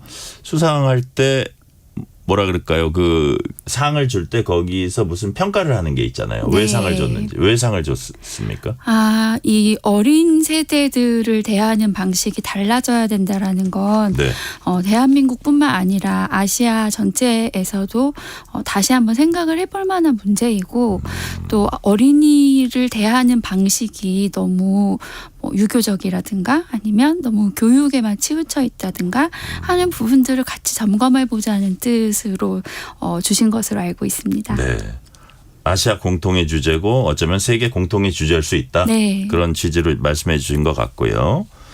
자, 어린이 하면 흔히 미래의 주역이다. 이런 얘기들 우리가 많이 하잖아요. 네. 하지만 작가님은 어린이를 미래가 아닌 지금 당장 우리 곁에 있는 시민으로 봤습니다. 무슨 뜻입니까? 어린이를 미래를 준비하는 사람들이라고 생각을 해버리면 네. 어린이는 언제나 미숙한 상태로밖에 인식이 안 되거든요. 그러니까 미래의 주역이라는 게 좋은 뜻이기는 하지만 미래는 주역이지만 지금은 조연이거나 아직 한 사람 몫을 못하는 사람이라는 의미가 돼요. 그러면 언제까지나 사회적인 논의에서 어린이들이 소외당할 수밖에 없거든요. 하지만 어린이가 기다렸다가 한 사람이 되는 게 아니라 7살이면 7살, 10살이면 10살로 존재하는 지금 현재 존재하는 우리 사회 구성원들이거든요. 실제로 여러 사회 이슈가 있을 때 광장에서든지 행사에서든지 어린이들도 가족들과 함께 와서 참여도 하고 목소리도 내고 하는데 그에 비해서 미숙한 존재로만 거론되는 것에 저는 좀 문제의식을 가지고 있습니다.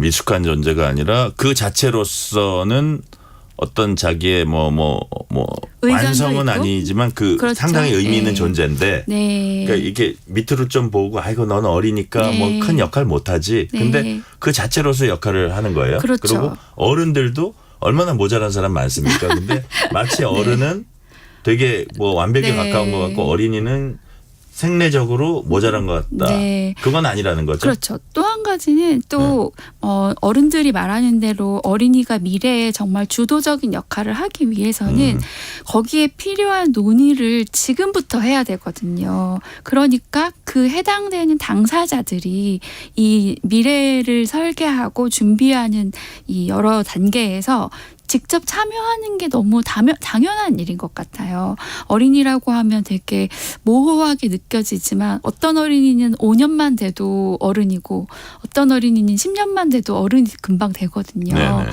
그러니까 당사자의 문제에 지금 같이 참여시킨다는 의미에서도 저는 어린이를 하나의 독립된 시민으로 보는 연습이 필요하다고 생각합니다. 독립된 시민으로 보는 연습.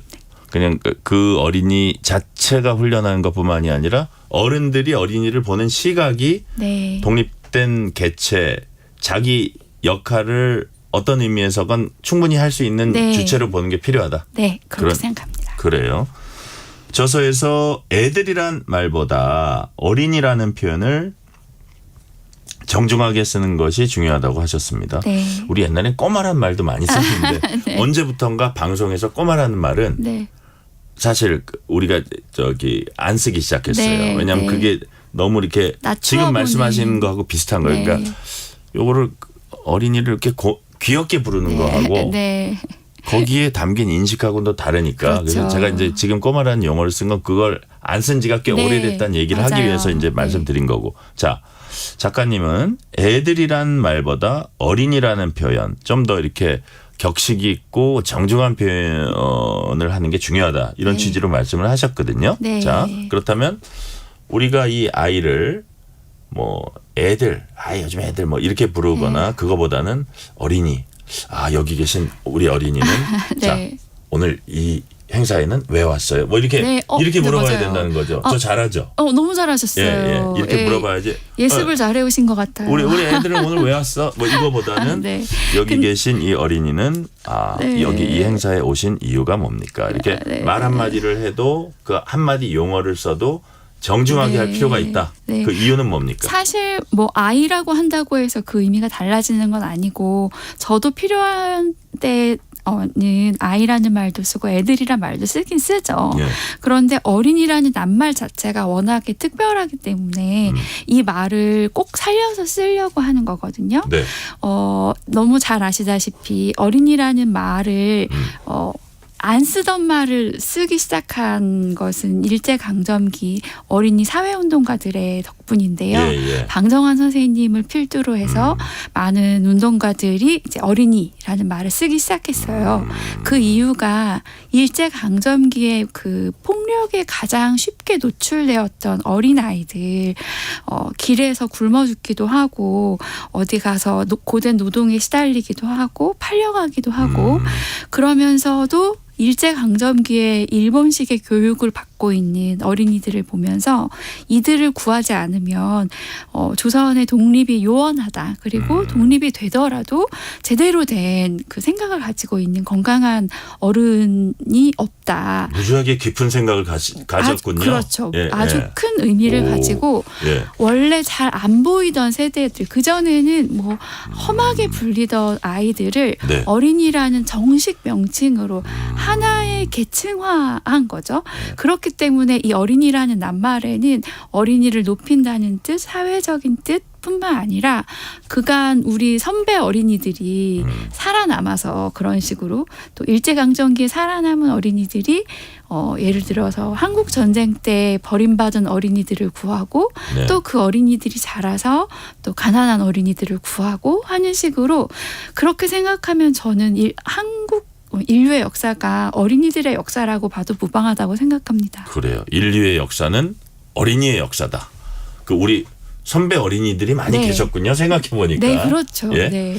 세종대왕 시절에도 우리 선배 어린이들이 그렇죠. 있었고 네. 지금 말씀하시는 건 일제 강점기에 만약에 정말 얼마나 먹고 살기 힘들었겠어요. 네, 굶어 네. 죽는 사람들도 있었고 한데 그 어린이들을 조금 더 귀하게 이렇게 대접하는 네. 그러니까 대접이라는 건 꼭 이게 물리적으로 음식을 먹이는 것뿐만이 아니고 네. 잘 이렇게 대접하면은 네.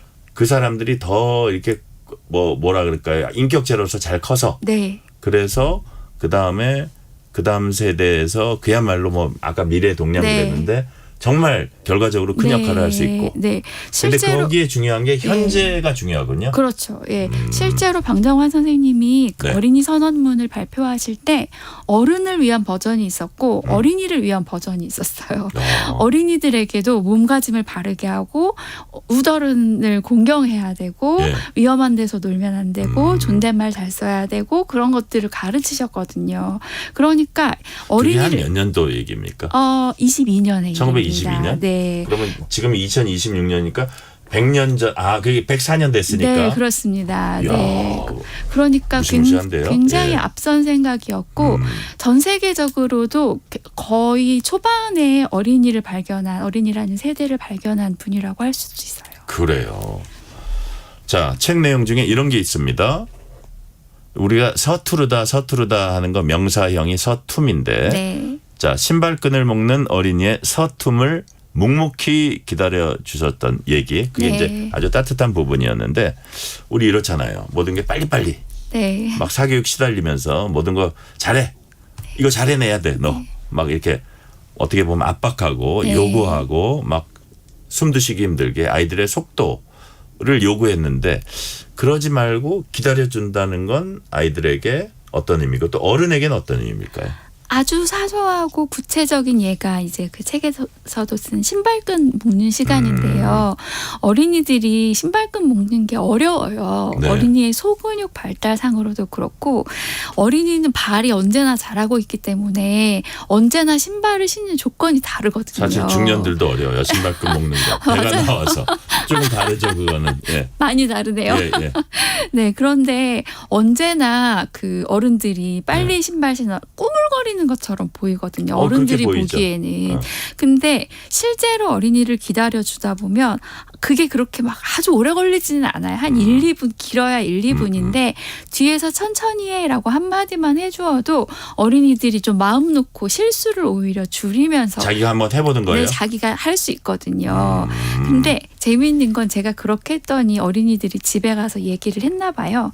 제가 독서 교실을 하는데 네. 저희 독서 교실 어린이들에게 천천히 하라고 늘 얘기를 하니까 나중에 엄마가 데리러 왔을 때 또 저도 습관적으로 천천히 해라고 했더니 엄마를 쳐다보면서 그것 봐 선생님이 천천히 하라고 했지? 그러는 거예요. 그러니까 그 말이 되게 듣기 좋았구나. 저는 별 뜻 없이 한 말이지만 뭐 그런 걸 깨닫기도 하고 합니다. 서툼을 묵묵히 기다린다. 예를 들어서 어디 외출을 해야 되는데 네. 그 어린이가 좀 꾸물꾸물 네. 잘 못 매는 거예요. 네. 일로 와봐.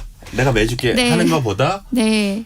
한 1, 2분 정도 좀 묵묵히 기다려주는 게 네. 훨씬 더 좋은 거다. 네, 네. 이건 어머님들이 들으면은 네. 배워야 되는 아버님들도요. 일이네. 그렇죠. 예, 예. 아버님들은 준비할 게 별로 없으니까 먼저 나가 계시잖아요. 예. 그럴 때 어머니들이 더 많이 챙기시고 그러니까 챙길 게 많으니까 또 아이를 채근하게 되는데 물론 현실에서 늘 그렇게 여유를 갖기는 어려우실 거예요. 그런데 마음속으로라도 말이라도 그렇게 해주면 어린이가 매우 안심한다는 걸 알아주시면 좋겠습니다. 저는 이거 좀 딴 얘기인데 제 처하고 같이 외출을 할 때 저는 뭐 후다닥 입잖아요. 네. 여성들은 조금 느리잖아요. 네. 그럼 저는 항상 얘기합니다. 천천히 하라. 좋은 남편이시네요. 그렇죠. 네. 이거 딱 보니까 제가 참 잘했군요. 그동안 네. 그 부분은. 자, 또 어린이는 공공장소에서 환대받아야 한다는 네. 말씀하셨습니다. 어린이들 이제 출입 제한하는 노키즈 존 뭐 논란도 이제 우리 사회에 있곤 한데 네. 공공장소에서 어린이가 환대받아야 하는 이유 뭡니까? 저는 일단 이 노키즈존 논란이라는 말 자체가 네. 왜 아직도 있는지 모르겠어요. 이것이 논란거리가 아닌데 어떤 사람의 존재를 찬성하거나 반대할 수 없잖아요. 노키즈존이라는 건 어린이가 없는 것처럼 여기는 어린이가 없는 공간이라고 하는 것이기 때문에 사실 어린이의 정체성 자체를 부정하는 말이거든요. 있을 수 없는 논란이에요. 그런데 사실 카페 같은 데서 어린이들이 떠들거나 말썽을 부릴까 봐 아예 못 들어오게 하는 건데 그것과 어린이가 실제로 들어와서 네. 정말 떠들어서 내쫓기는 거는 다른 경우라고 생각해요. 저는 너무 쉽게 차별과 배제의 방식으로 네. 우리의 어른의 질서를 유지하려고 하다 보면 이런 식으로 대접을 받아본 어린이들은 나중에 어른이 되었을 때 꼭 무슨 나쁜 뜻이 있어서 복수하려고가 아니라 어떤 조건에 충족되지 않으면 그냥 배제하면 되는구나 라고 배우게 돼요. 나쁜 걸 배우게 된다? 그렇죠. 그러니까 우리 가게는 좀 좁으니까 휠체어가 들어오면 안 되겠구나. 노 휠체어 존이에요. 우리 가게는. 네. 그리고 할머니 할아버지들은 귀가 어두우셔서 목소리가 크니까 할머니 할아버지들은 못 들어오게 해야겠다. 70세 이상은 못 들어오는 노인존이에요. 이렇게 되는 거예요. 누구나 다 자신이 당할 수 있군요. 그렇죠. 예. 그리고 어른들이 있기가 정말 쉬운데요. 우리가 어린이를 어떻게 대접하느냐에 따라서 앞으로 사회가 네. 우리를 어떻게 대접하는지가 달라지거든요. 그걸 생각하면 결코 어린이에게 함부로 하거나 공공장소에서 어린이를 창피를 주거나 그런 일은 없을 거라고 생각합니다. 그래요. 자, 그리고요. 또 어른들은 뭐 이렇게 하기 쉽습니다.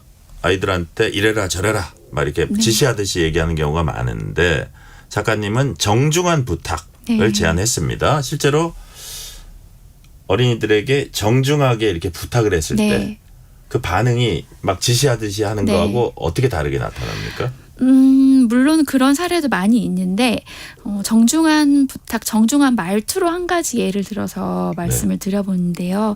저는 저 자신도 그렇게 하고 책에서도 주장하는 걸로 처음 만난 어린이에게는 반드시 존댓말로 인사하자고 얘기를 하거든요. 네. 모르는 사람이니까 무조건 말을 놓지 않고 친해지기 전까지는. 근데 제 친구가 다른 어린이한테 존댓말을 하는 걸 보고 네.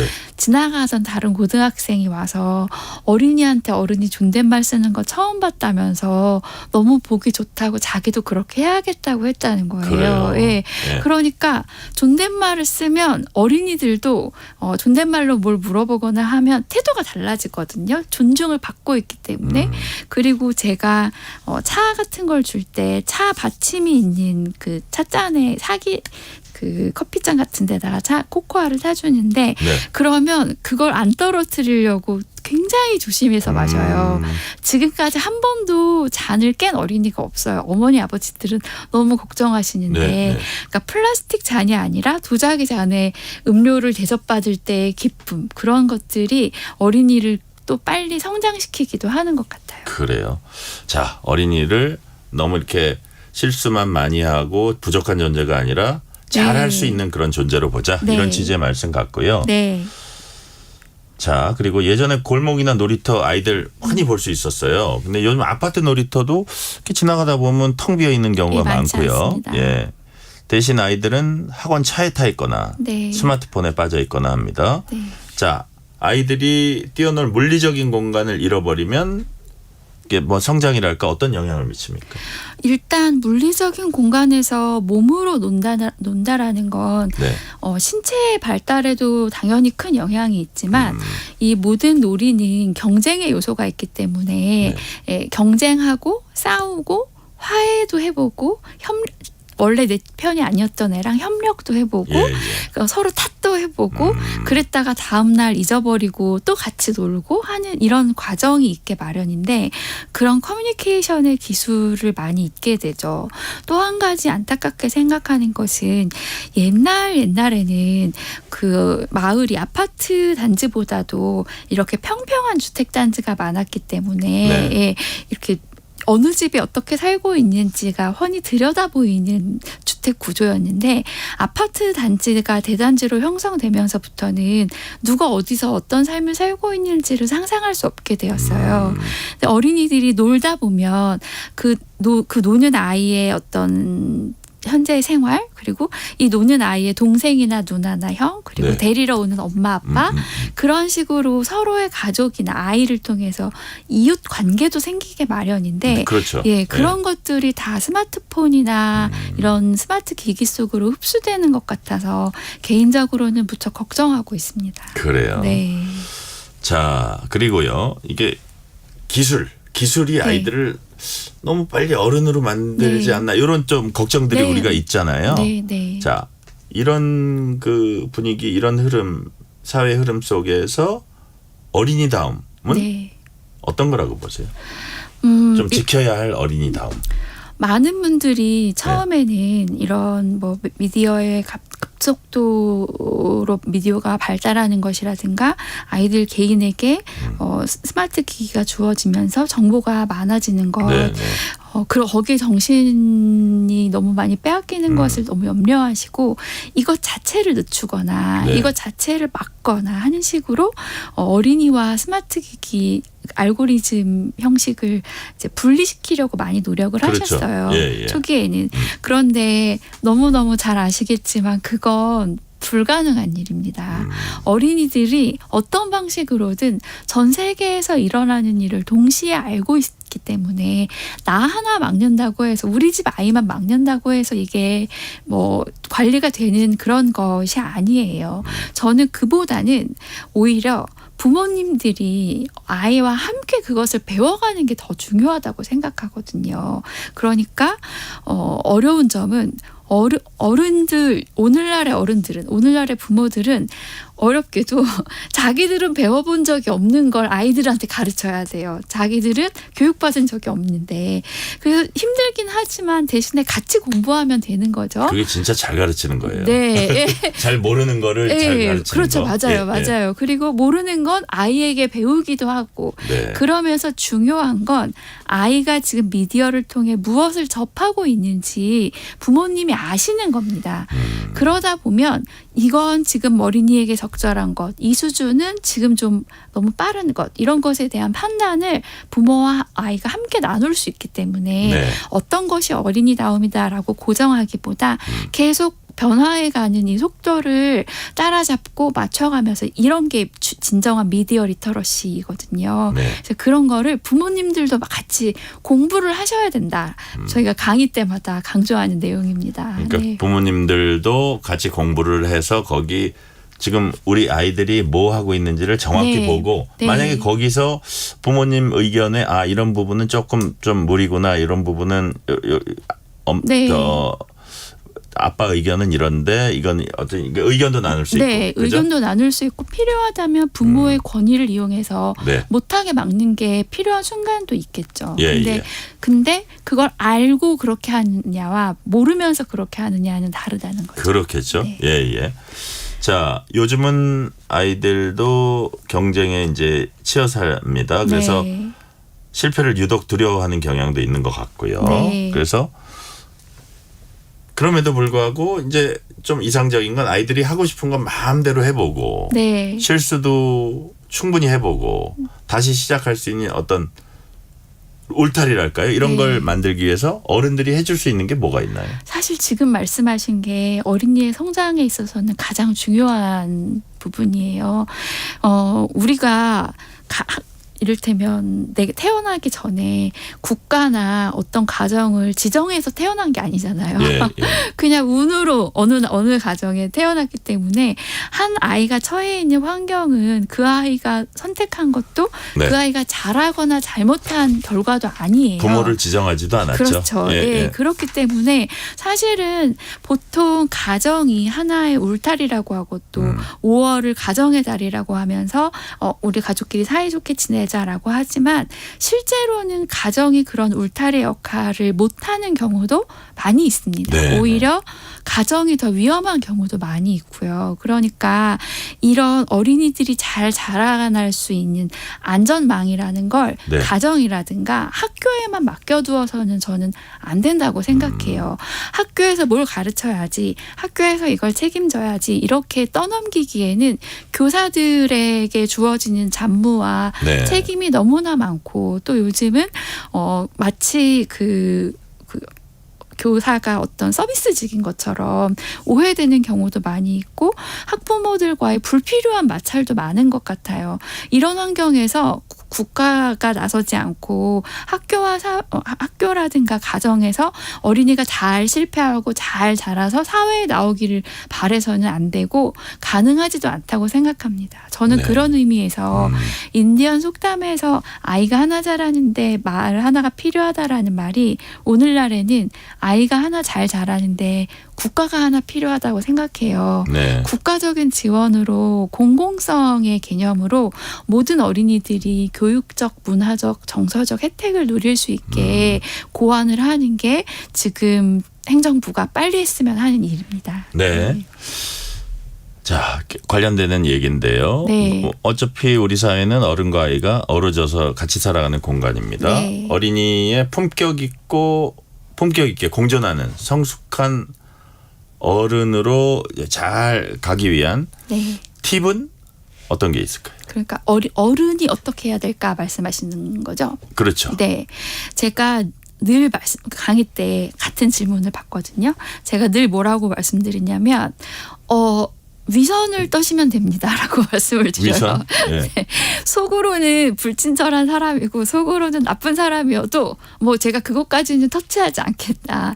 그런데 바깥에 나와서 어린이가 보는 데서는 질서도 잘 지키고 예를 들면 편의점에서 아르바이트생에게 예의 있게 대하고 예, 그리고 길에다가 침을 뱉거나 담배꽁초 아무데나 버리지 않고 그리고 횡단보도 건널 때 스마트폰 주머니에 넣고 건너고 하는 것. 그래서 어린이들이 보면서 와 저렇게 하니까 좋아 보인다. 이를테면 뭐 유명한 골목에 가면 쓰레기통이 없어가지고 왜 플라스틱 컵들이 쌓여 있다고들 하잖아요. 예. 예. 그걸 어떤 어른 한 명이라도 거기에 놓으려다가 여기 쓰레기통이 없구나 해서 그 내용물을 잘 휴지로 닦아서 자기 가방에 넣는다면 집에 가서 버려야지 하고 가방에 넣는 모습을 본다면 어린이가 무엇을 따라할까요? 당연히 어린이는 좋아 보이는 것을 따라합니다. 이 사람이 실제로는 탄소 발자국 이런 거 신경 안 쓰는 사람이어도 저는 상관없어요. 어린이 앞에서는 좋은 어른인 척하는 것. 그러다 보면 그게 습관이 될 수도 있겠네요. 습관이 됩니다. 네. 그렇게 되기를 제가 늘 부탁을 드리죠. 그래요. 네. 자, 우리 사회는 아까도 잠깐 얘기했던 우리가 신발끈 묶는 얘기도 했는데 자꾸 애들 너는 서툴어. 그러니까 내가 그냥 해줄게. 너 그렇게 하지 마. 이렇게 이제 서툼을 자꾸 교정하려고만 하고 뭐 더 나쁜 건 이제 혼내려고 하고 하는데 또 서툼이 어린이의 특권이기도 하잖아요. 네. 그렇다면 이 특권을 지켜주기 위해서 우리가 버려야 할 고정관념도 있을 것 같아요. 네. 어린이가 7살이면 7살, 9살이면 9살이 가장 능숙한 상태예요. 어린이로서는. 그러니까 지금 어제보다 잘하고 있다라는 식으로 바꿔보시고 완벽한 하나의 어떤 이상을 갖기보다 누군가에겐 장애가 있을 수도 있고 누군가에겐 병이 있을 수도 있고 그런 것처럼 완벽한 이상에 대한 꿈을 좀 내려놓으시고 누구나 각자의 최선을 다하고 있다라는 사실을 인정해 주었으면 합니다. 그래요. 자, 돌봄이라는 거는 단순히 먹이고 입히고 이거 이상일 거예요. 어떤 정서적인 부분도 있을 텐데 어린이를 어린이답게 만드는 정서적 돌봄의 핵심은 뭘까요? 저는 일관성이라고 생각합니다. 일관성? 네. 예. 가정마다 경제적, 문화적 형편이 모두 다를 텐데요. 내가 이 이야기라면 우리 할머니한테 할 수 있어. 우리 아빠한테 말할 수 있어. 부모가 없다면 다른 어떤 어른에게 믿을 만한 어른이 있어서 이 이야기라면 언제든지 들어주실 거야 라고 믿을 수 있는 어른이 필요하거든요. 네. 그리고 가정이나 혹은 그 보호시설에서 아이들을 가르칠 때의 규율과 규칙에도 일관성이 필요하고 그러지 않으면 어린이들이 어른들 눈치를 보게 돼요. 네. 그래서 실제로 무엇이 잘하는 것이고 무엇이 잘못한 것인지 알 수도 없고 같은 실수를 반복하기도 합니다. 그러다 보면 자기 자신에 대한 자존감도 낮아지고 사회에 대한 믿음도 약해질 수밖에 없어요. 어느 가정이든 어느 사회에서든 어린이를 사랑하는 마음이 있으시다면 그 일관성을 잃지 않기 위해 노력해 주셨으면 합니다. 그래요. 일관성 중요하다는 말씀해 주셨고 시간 관계상 마지막 질문을 드릴게요. 네. 내일이 어린이날입니다. 네. 이제 어린이들 손잡고 좋은 데도 가시고 네. 같이 좋은 시간도 가지고 하실 텐데 지금 책 제목으로 다시 돌아와서요. 어린이라는 세계를 지키기 위해선 어떻게 해야 하는지 마지막 당부 한 말씀 해주세요. 네. 어린이날은 어린이 한 명을 위한 날이기도 하지만 어린이라는 세대를 위한 날이기도 합니다. 네. 본인들의 자녀들뿐만 아니라 자녀의 친구들은 어떻게 지내고 있는지 이 세상 어린이들이 사회에서 어떤 대접을 받고 있는지 관심을 많이 갖는 하루 되시길 부탁드립니다. 그래요. 오늘 말씀은 여기까지 듣겠습니다. 지금까지 김소영 작가였습니다. 오늘 말씀 감사합니다. 감사합니다. 편지 왔습니다. 퇴근길 지친 당신에게 힘이 되는 뉴스를 전해드립니다. 매일 저녁 당신과 함께 읽는 세상 이야기. KBS 1라디오 뉴스레터 K.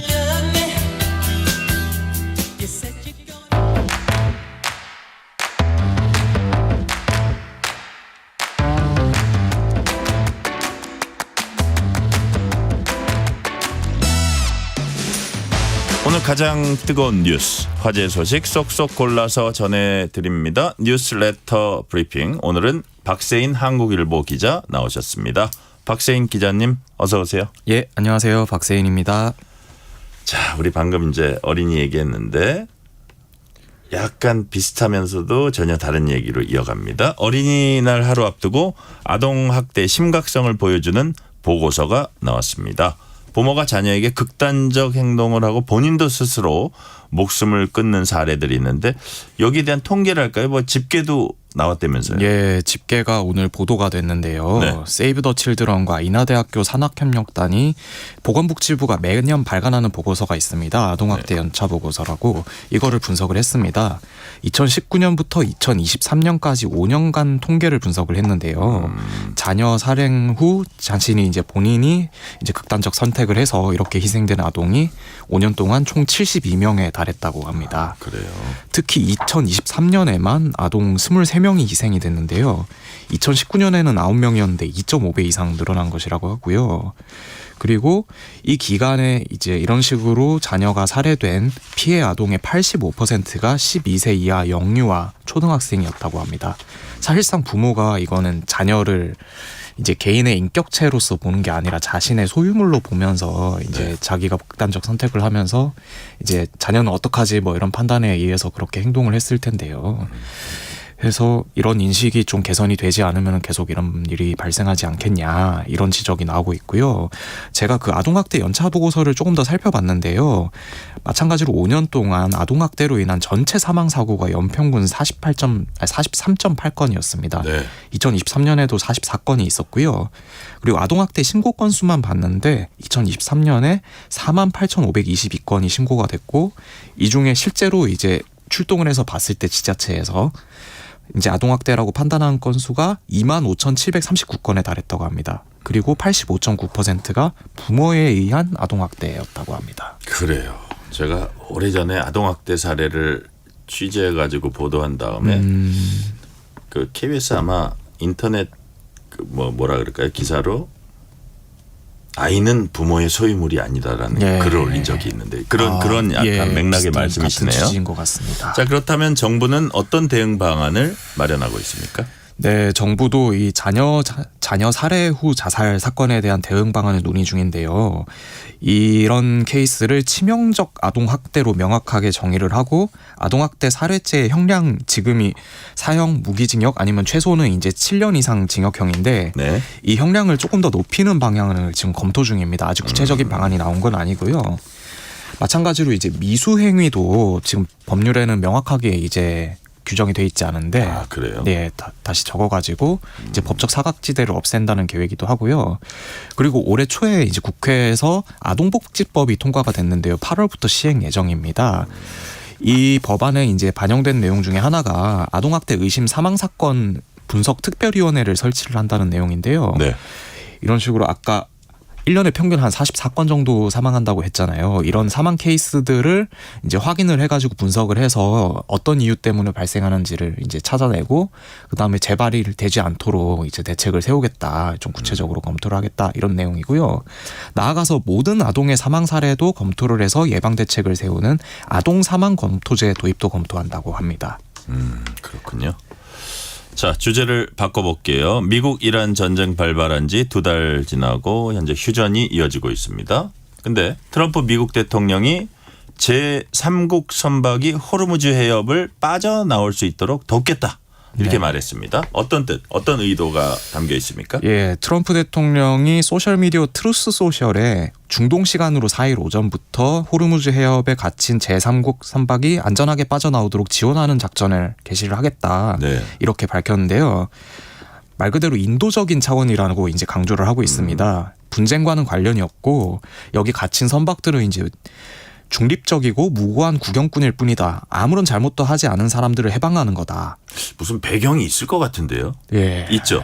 아무래도 이게 공식적으로 밝힌 거는 아닌데 지금 60일이 지났잖아요. 그렇죠. 60일이라는 게 이제 전쟁 개시 60일이라는 게 미국 의회에서 이제 승인을 안 받아도 되는 그 최대 기간이라고 그렇죠. 하고 있거든요. 예, 예. 그러다 보니까 지금 트럼프 대통령 같은 경우에는 이 휴전 기간이 60일에 포함 안 되는 거 아니냐 이런 식으로 주장을 하고 있는데 이렇게 해서 이제 우리가 다른 제3국들을 지킨다 이러고 있는데 만약에 이란이 여기서 협조를 안 해주면 어떻게 되겠습니까? 이제 이란의 대응이 관건이죠 아무래도. 네, 예. 그러면은 이제 이란을 압박을 하면서 협조를 안 해주면 우리도 이제 군사 행동에 나설 수 있다. 이거는 인도적인 거기 때문에 이런 식으로 좀 주장을 하려고 이제 밑밥을 까는 것 같은 예, 그런 것 같습니다. 그렇다면 이제 말씀하신 대로 이란이 어떻게 대응할지 이게 이제 관건인데 이란은 이 자체가 휴전협정 위반이다 이런 얘기도 하고 있나 봐요. 예, 맞습니다. 에브라임 아지지 이란 의회 국가안보 외교정책위원장이 있는데요. 네. 그 트위터 옛날에 트위터였던 X에서 이런 새로운 해상 질서 우리가 이제 봉쇄를 하고 돈을 받겠다 이런 해상 질서에 대해서 네. 미국은 어떠한 방식으로든 개입을 하면은 이거는 휴전협정 위반으로 간주를 하겠다. 그래서 이제 트럼프의 망상적인 게시물에 의해서 관리되지가 않을 것이다. 네. 근데 이것도 마찬가지로 이제 수사일 뿐일 수도 있을 것 같고요. 이제 직접적으로 어떤 행동에 나서는지 그러고 나서 이제 미국이 또 어떤 방식으로 대응을 하는지 이게 관건이 될 것 같습니다. 그래요. 자, 이제 기준금리 결정하는 게 한국은행 금융통화위원회잖아요. 네. 근데 거기에 금융통화위원이 올해 기준금리 올릴 수 있다 이런 가능성을 이제 시사를 했다고 합니다. 누가 한 얘기예요? 예, 유상대 한국은행 부총재가 한 얘기인데요. 부총재가 이제 당연직으로 금융통화위원회에 들어가는 자리거든요. 네네. 지금 우즈베키스탄의 아시아개발은행 연차총회 자리를 가 있는데 여기서 이제 동행 기자단들이랑 대화를 하면서 나온 얘기입니다. 이제 올려야 되겠다고 판단한 이유는 물가입니다. 네. 한국은행 보면은 설립 목적이 물가 안정 도모라는 언급이 있을 정도로 이제 가장 중요한 이슈 중에 하나인데요. 그렇죠. 네. 현재 3월 소비자 물가 상승률이 2.2%를 이미 2%를 넘어선 상태고 곧 4월 물가가 나올 텐데 꼭 이게 문제가 유가 때문만은 아니거든요. 유가로 인해 가지고 파생되는 다른 물가 인상도 있기 때문에 이런 것 때문에 더 많이 오를 수도 있다. 이런 우려가 나오고 있는 거예요. 네네. 그러다 보니까는 이제 물가가 오르는 거를 금리로 올려서 잡아야 된다. 이런 고민이 한 축에 있고요. 반대쪽 축이 이제 성장률에 대한 고민인데요. 금리를 올려버리면은 이제 돈을 빌려서 이제 투자를 해야 되는 기업들이 이제 위축이 되면서 네. 성장률이 좀 저해되지 않을까 이런 우려가 있었는데 지난 23일에 1분기 실질 총생산이 발표가 됐는데요. 작년 4분기보다 1.7% 성장했습니다. 근데 오늘 한국은행이 올해 예상했던 게 1년 전체가 2% 정도라고 네. 했는데 1.7%는 상당히 높게 나온 거거든요. 아, 그러면은 이제 한국은행이 판단하기에는 이 정도면은 성장에 좀 훼손이 안 되지 않겠냐. 금리를 올려도 되겠다. 이런 어쨌든 좀 물가를 잡는 게 우선이다 우선이고, 이거죠? 예. 그러고 이제 그렇게 해서 금리를 올린다고 해서 성장이 그렇게 우려될 정도는 아니다. 이렇게 판단을 한 것 같습니다. 네. 만약 기준금리 올리게 된다면 시점은 언제가 될 걸로 이렇게 예상이 되고 있어요? 예, 지금 당장 5월 달에 다음 회의가 잡혀 있는데요. 5월 네. 말에요. 이달 말에요. 이달 말은 조금 촉박할 것 같습니다. 네. 일단 우리 유상범 부총재께서도 5월 말 금통위까지는 상황을 조금 더 지켜보고 정책을 결정할 것이다. 이렇게 네네. 밝혔는데요. 이때 만약에 언제 올린다, 어느 정도 올린다는 이제 예측이 조금 나올 것 같아요. 한국은행이 점도표라는 거를 만들거든요. 네. 그 금통위원 7분이 이제 3개씩 점을 찍어요. 그러면은 그게 금리 인상, 금리 동결, 금리 인하 이런 식으로 찍는데 그때 5월 이후에 5월 달에 만약에 회의가 끝나고 그 점도표가 나오면은 그러면은 금리 인상 확률이 몇 % 정도 되겠다. 네네. 이런 게 나올 수 있을 것 같습니다. 네, 마지막 질문입니다. 6.3 지방선거 한 달 앞으로 다가왔습니다. 뭐 사전투표도 있고 하잖아요. 네. 지방선거 일정 어떻게 되는지 간단하게 정리해 주세요. 예, 우선 14일, 15일 이틀간 후보 등록을 하고 나서요. 21일부터 6월 2일까지 공식 선거운동입니다. 그리고 사전투표는 5월 29일, 30일이고요. 본투표는 6월 3일입니다. 그리고 이번에 투표에서 대부분의 지역에서는 총 투표용지 7장을 받아요. 네. 교육감 선거, 시장 선거, 그리고 시장군수 구청장 선거, 기초지자체 선거 이렇게 3장이 있고요. 광역의회와 광역의회와 기초의회가 각각 2장씩입니다. 비례대표를 따로 뽑기 때문에. 그렇군요. 근데 여기서 또 만약에 이제 국회의원 재보선이 있는 데가 14군데가 있어요. 그렇죠. 예, 여기서는 또 투표용지가 한 장이 또 추가가 되고요. 혹시나 만약에 이제 10일 날에 10일 전까지 국민투표 관련해가지고 개헌 관련한 국민투표를 붙이자 이런 안건이 국회를 통과를 하면은 그 국민투표까지 또 해야 됩니다. 그래요. 오늘 말씀 여기까지 듣겠습니다. 지금까지 한국일보 박세인 기자였습니다. 오늘 말씀 감사합니다. 네, 감사합니다. 정치, 전격 시사, 뉴스, 전격 시사, 인터뷰, 전격 시사, 주식, 전격 시사, 맥락, 해설, 토론까지 다 전격 시사. 꼭 알아야 할 뉴스, 정치 인터뷰, 막 끝난 미국 시장부터 한국 시장 동향까지 평일 아침 7시 5분. 와, 전격적이네. 전격 시사.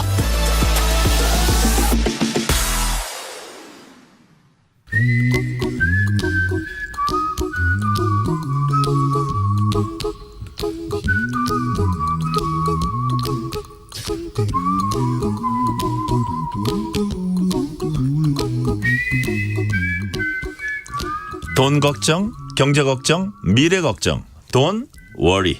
전문가와 함께 모든 경제 걱정 해소해드리는 시간입니다. 오늘도 권혁중 경제평론가 나오셨습니다. 권혁중 평론가님 어서 오세요. 네, 안녕하십니까.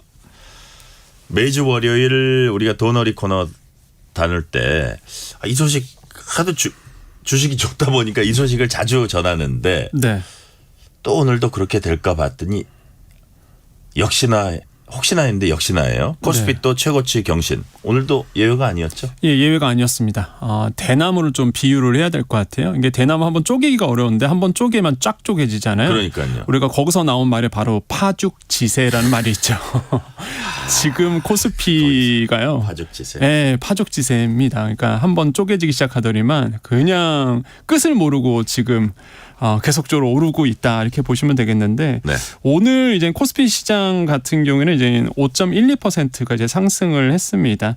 역시나 그 중심에 본다 그러면 삼성전자, SK하이닉스가 큰 역할을 하고 있고요. 네. 특히 외국인들이 너무 싸. 우리나라 반도체 업체 주가가 너무 싸라고 이제 판단해서 돈을 싸들고 오늘 좀 들어왔죠. 그 덕에 좀 환율도 안정이 됐고요. 삼성전자가 5.44% 마감을 했고요. SK하이닉스가 12.52% 상승했습니다. 그래서 지금 SK하이닉스는 시총 1,000조 원이 이제 돌파가 된 거고 지금 이제 PER 주가 수익 비율을 보면은요. 삼성전자가 6.11배 정도 되고요. SK하이닉스가 이제는 추정 PER입니다. 5.07배 정도 되거든요. 그러니까 아직도 낮다라고 이제는 판단할 수밖에 없는 거죠. 그러니까 앞으로 더 오를 분위기가 있다. 이렇게 이제는 많은 분들이 이제 판단해서 지금 뭐 주가 지수가 계속적으로 올라가고 있고요. 그래서 많은 분들이 이제는 반도체 지수가 오르다 보니까 대부분이 아마 그러실 겁니다. 나 반도체 이거 못 사서 나는 이거 없는데 이런 분들이 꽤 많으시거든요. 그래서 오르는 게 바로 SK스퀘어입니다. 왜냐하면 SK스퀘어가요. 예. 이 SK하이닉스를 못 사신 분들이 엄청 지금 사고 있어요. 왜 그러냐면 지분을 한 20% SK하이닉스 지분을 가지고 있거든요. 그러다 보니까 나는 SK하이닉스 못 샀어. 그러다 보니까 많은 분들이 SK스퀘어 지분을 계속 사고 있고요. SK하이닉스 지분 20.5%를 가지고 있는 회사입니다. 네. 그러다 보니까 오늘 무려 17.84% 올렸습니다. 그래서 이렇게 무거운 게 시총 3위예요. 지금 시총 3위 종목이 단 하루에 17% 올랐으니까 이게 좋다고 해야 될지 뜨겁다고 해야 될지 어쨌든 간에 엄청 지금 오르고 있고 지금 시총이 130조 원이 넘어가서 시총 3위입니다. 그러니까 많은 분들이 시총 3위 하면은 현대차로 착각하시는데 예. 자산 가치로 보면 현대차가 3위고요. 예. 지금 보면 이제 시총으로 본다 그러면 지금 현대차는 5위 정도 돼요. 사실 현대차가 LG 엔솔 역전한 것도 얼마 안 됐는데. 네, 맞아요. 지금이 이제는 4위가 LG 엔솔 에너지 솔루션이고요. 그 다음에 이제는 5위가 이제 현대차 시총으로 보면. 근데 3위라고요? 네, SK스퀘어가 3위입니다. 지금 시총. 그러니까 무시무시하군요. 엄청 뜨겁다라는 거를 지금 알 수 있고 그 정도로 지금 반도체 지수가 뭐 시장 자체를 지금 뭐 달구고 있다. 이거는 뭐 예전부터 그래왔지만 뭐 지금 시간이 가면 갈수록 이 열기가 식지를 않는 거죠. 그래서 그 정도로 우리나라의 반도체가 세계적인 각광을 받고 있다라는 게 뭐 여기서 잘 드러낸다 이렇게 생각을 해봅니다. 네, 그렇고요. 뜨겁다 못해 지금 이게 손이 대일 그 상황이고. 근데 네. 지난달 수익률을 좀 보니까요. 외국인이랑 개인이랑 차이가 많이 납니다. 외국인 수익률 57%, 개인 18%. 3배 차이 나는 이유가 뭘까요? 이게 이유가 딱 있어요. 네. 사실 이제 개인 투자자분들이 이런 생각을 했어요. 이제 지난달 결과입니다. 지난달 스코어로 본다 그러면 너무 많이 올랐어라고 그냥 판단하신 것 같아요. 예. 그래서 이제는 아무래도 외국인 투자자들 대비해서 좀 수익률이 적게 나왔는데 지난달 외국인 투자자 같은 경우는 순매수 상위 10개 종목을 봤을 때 평균 수익률이 57.3%로 나왔거든요. 네. 특징이 집중했던 업종이 바로 반도체와 전력 인프라입니다. 그래서 진짜 전력 인프라 많이 올랐거든요. 그래서 이렇게 이 두 가지 섹터고 대표 종목이 뭐 삼성전자, SK하이닉스, 두산에너빌리티, 현대, 로템 이런 종목들이 외국인이 많이 샀는데 네. 특징이 이거예요. 특정 업종에 집중합니다. 자금을. 그러다 보니까 많은 자금이 들어가다 보니까 수익률이 좀만 나와도 더 많은 돈을 벌 수 있는 거고요. 반면에 이제는 개인 투자자분들 같은 경우에는 외국인보다 상승률에 한참 못 미쳤고 뭐 NS 일렉트로닉 같은 경우에는 좀 잘 나왔어요. 예, 수익률이 잘 나왔는데 뭐 네이버라든지 기아 이 투자하신 분들은 조금 좋은 재미를 보지 못했다. 그래서 이제 개인 투자자분들이 특히 이제 하이브 투자하신 분들도 마찬가지고요. 그러다 보니까 개인 투자자들이 많이 투자했던 종목들이 별로 좋은 흐름을 이어가지 못하다 보니까 수익률 측면에서 본다고 외국인들과 좀 차이가 좀 많이 난 케이스고 누누이 말씀드렸지만은 뭐 지금은 사실 반도체 밖에는 눈에 들어오지 않는다는 거죠. 그래서 워낙 그 실적 자체가 워낙 잘 나오고 있고 추정 실적도 지금 워낙 좋기 때문에 지금 시장을 이끄는 건 확실히 이제 반도체 그다음에 이제 전력 인프라 쪽도 지금 괜찮은 것 같거든요. 그래서 이런 전력 인프라 쪽도 이제 같이 보시는 것도 좋을 것 같습니다. 네. 이제 7천선 턱 밑까지 왔습니다. 근데 증권가에 오랜 격언이 있다고 해요. 네. Sell in May. 5월엔 주식 팔고 떠나라. 자, 5월 들어섰습니다. Sell in May 해야 할까요?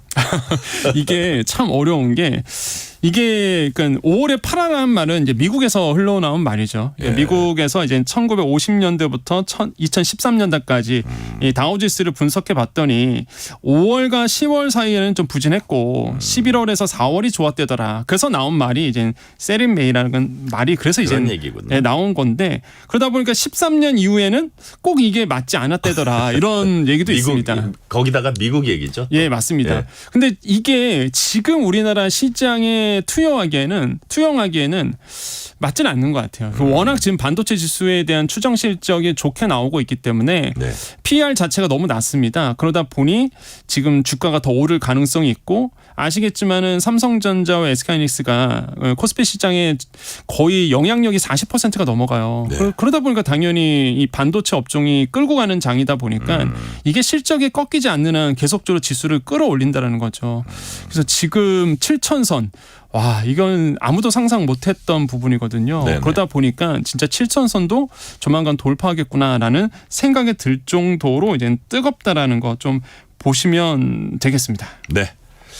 최근에 묻지마 투자도 늘어난다고 합니다. 일단 AI 붙으면 산다 뭐 이런 분들도 있고요. 네. 그렇지만 잘 나갈 때 조심해야 한다 이런 목소리도 있고요. 네. 또 종목들 묶어놓은 상품 ETF 돈이 몰리는데 400조 원이 넘었다고 하는데 반도체 좀 돈이 몰려 있다 보니까 반도체 떨어지는 거 아니야 우려도 있는데 제가 오늘 어떤 언론에서 그 투자계 쪽에서는 되게 좀 고수라고 오래 알려진 어떤 투자 회사 대표신데 반도체는 투자하기 좋은 종목이 아니다. 이거 변동성이 너무 크다. 네. 뭐 이런 얘기도 하더라고요. 그 왜 그러냐면 지금 아까도 말씀드렸듯이 반도체가 우리 시장을 이끌고 가고 있잖아요. 예, 그럼 예. 만약에 반도체 지수가 만약에 조금이라도 크게 영향을 받는다 그러면 이 지수를 추종하는 그러니까 반도체 업종을 추종하는 ETF 자금 자체가 크게 흔들릴 수밖에 없습니다. 특히 조금 있으면 이번 달 말에 네. 이 레버리지 한번 단일 종목 레버리지 ETF가 출시가 되거든요. 네. 그러니까 이게 삼성전자와 SK하이닉스가 이 조건에 딱 부합을 해요. 두 종목밖에 없습니다. 그러면 상품이 삼성전자, SK하이닉스 이 단일 종목 레버리지 ETF 그러니까 2배 추종하는 거죠. 네. 요게 나오게 되는데 근데 정말 조심해야 되는 게 주식 투자라는 게 그 음의 복리 효과라고 있습니다. 그러니까 우리가 보통 뭐 10% 떨어지고 10% 오르면 그냥 똑같지 않냐 이렇게 판단하시는데 전혀 그렇지가 않아요. 예를 들어서 내가 삼성전자에 100만 원을 투자합니다. 그럼 예를 들어서 10%가 빠지잖아요. 그러면 이제 90만 원이 되잖아요. 근데 그 다음날 10%가 다시 올랐어요. 그럼 90만 원이 10%니까 99만 원이 되죠. 네. 아니고 나는 10% 빠졌다 10% 올랐는데 오히려 나는 1%의 손해가 나는 겁니다. 네네. 이게 반복되는 거예요. 이게 계속 반복되면 이게 쌓이고 쌓여서 결국에는 큰 손해를 보거든요. 마찬가지로 이제 2배 레버리지 이런 것들이 이제 상품이 나온다 그러면 이런 음의 복리 효과를 정말 조심해야 되고 이미 이런 것들이 이제는 곧버스라든지 인버스 상품 있잖아요. 네네. 여기에 투자하신 분들이 계속 손해를 크게 보고 있다는 말이에요. 그래서 정말 주식 투자했을 때는 좀 주의할 게 굉장히 많고 그 중에서 지금 반도체가 시장을 이끌어가다 보니까 반도체가 조금이라도 만약에 출렁이게 된다 그러면 지수 자체가 크게 빠질 수밖에 없는 그런 구조로 지금 가고 있고 결론은 쏠림 현상이 굉장히 심하다. 이렇게 보시면 되겠습니다. 이런 주식 호황에 웃지 못하는 분들 있다고 해요. 금 가격이 최근에 떨어지고 있습니다. 보통 전쟁이 나면 금값 많이 오르는 걸로 제가 알고 있는데 미국 이란 전쟁 이후엔 오히려 금값이 떨어졌습니다. 이유가 뭘까요? 일단 금값은 아시겠지만 금리와 큰 영향을 미칩니다. 근데 사실 금리가 만약에 떨어진다 그러면 금값은 오르게 되는 거고요. 근데 금리가 떨어질 줄 알았는데 전쟁이 딱 터지고 나서 인플레이션 압박이 오는 거예요. 물가 압박이 오다 보니까 금리가 떨어질 리는 없겠네. 동결 아니면 오히려 더 높아질 수 있겠다. 그러다 보니까 당연히 이제 금에 대한 기회비용이 커집니다. 그래서 이제는 금에 대한 이제 투자 가치가 조금 하락을 한 부분이 있겠고 그러다 보니까 이제는 시장에서는 달러가 최고야 또 이런 얘기가 나오거든요. 그래서 달러의 수요가 또 높아지면서 자연스럽게 금의 가격이 좀 조정을 받았다라고 보는데 반대로 지금 또 일각에서는 이런 얘기가 나옵니다. 이제 스태그플레이션이 만약에 계속 얘기가 나온다 그러면 역시나 전통적인 안전 자산이라고 볼 수 있는 이제 금에 대한 투자 수요는 좀 많아질 수 있다. 이런 얘기가 나오면서 이제는 오히려 반대로 좀 보시는 분들도 계시다 이렇게 생각을 해봅니다. 네. 환율은 오늘 좀 떨어졌습니다. 이게 아무래도 외국인이 좀 들어온 이거 영향이 있는 것 같은데 어떻게 전망하세요? 환율 자체는 오늘 이제 외국인들이 들어왔기 때문에 크게 이제는 하락을 했던 부분이 있겠고요. 지금 1,462원으로 이제 마감을 했습니다. 그런데 이제는 많은 분들이 생각하는 게 주식시장이 워낙 좋다 보니까 오늘 아마 우리 주식시장이 더 좋을 거라고 예상을 했거든요. 외국인들이 많이 또 매수를 하다 보니까 환율 안정에 좀 도움이 됐고요. 하지만 지금 전쟁에 대한 리스크가 아직 끝나지 않았기 때문에 안심하기는 좀 이르다. 그래서 1,460원 선도 지금 많이 높은 상태다 보니까 뭐 오늘 조금 빠졌다고 해서 안심하기는 좀 이르다라고 생각을 해보겠습니다. 여기까지 듣겠습니다. 지금까지 권혁중 경제평론가였습니다. 오늘 말씀 감사합니다. 네, 감사합니다. 오늘 뉴스레터 K는 여기까지입니다. 커피 쿠폰 당첨자 명단은 뉴스레터 K 홈페이지 확인해 주시고요. 내일 어린이날을 맞아서 오늘 끝곡으로는 자전거 탄 풍경이 부르는 보험을 들으시겠습니다. 오늘도 함께해 주신 청취자 여러분 진심으로 감사드립니다. 지금까지 뉴스레터 K 전종철입니다.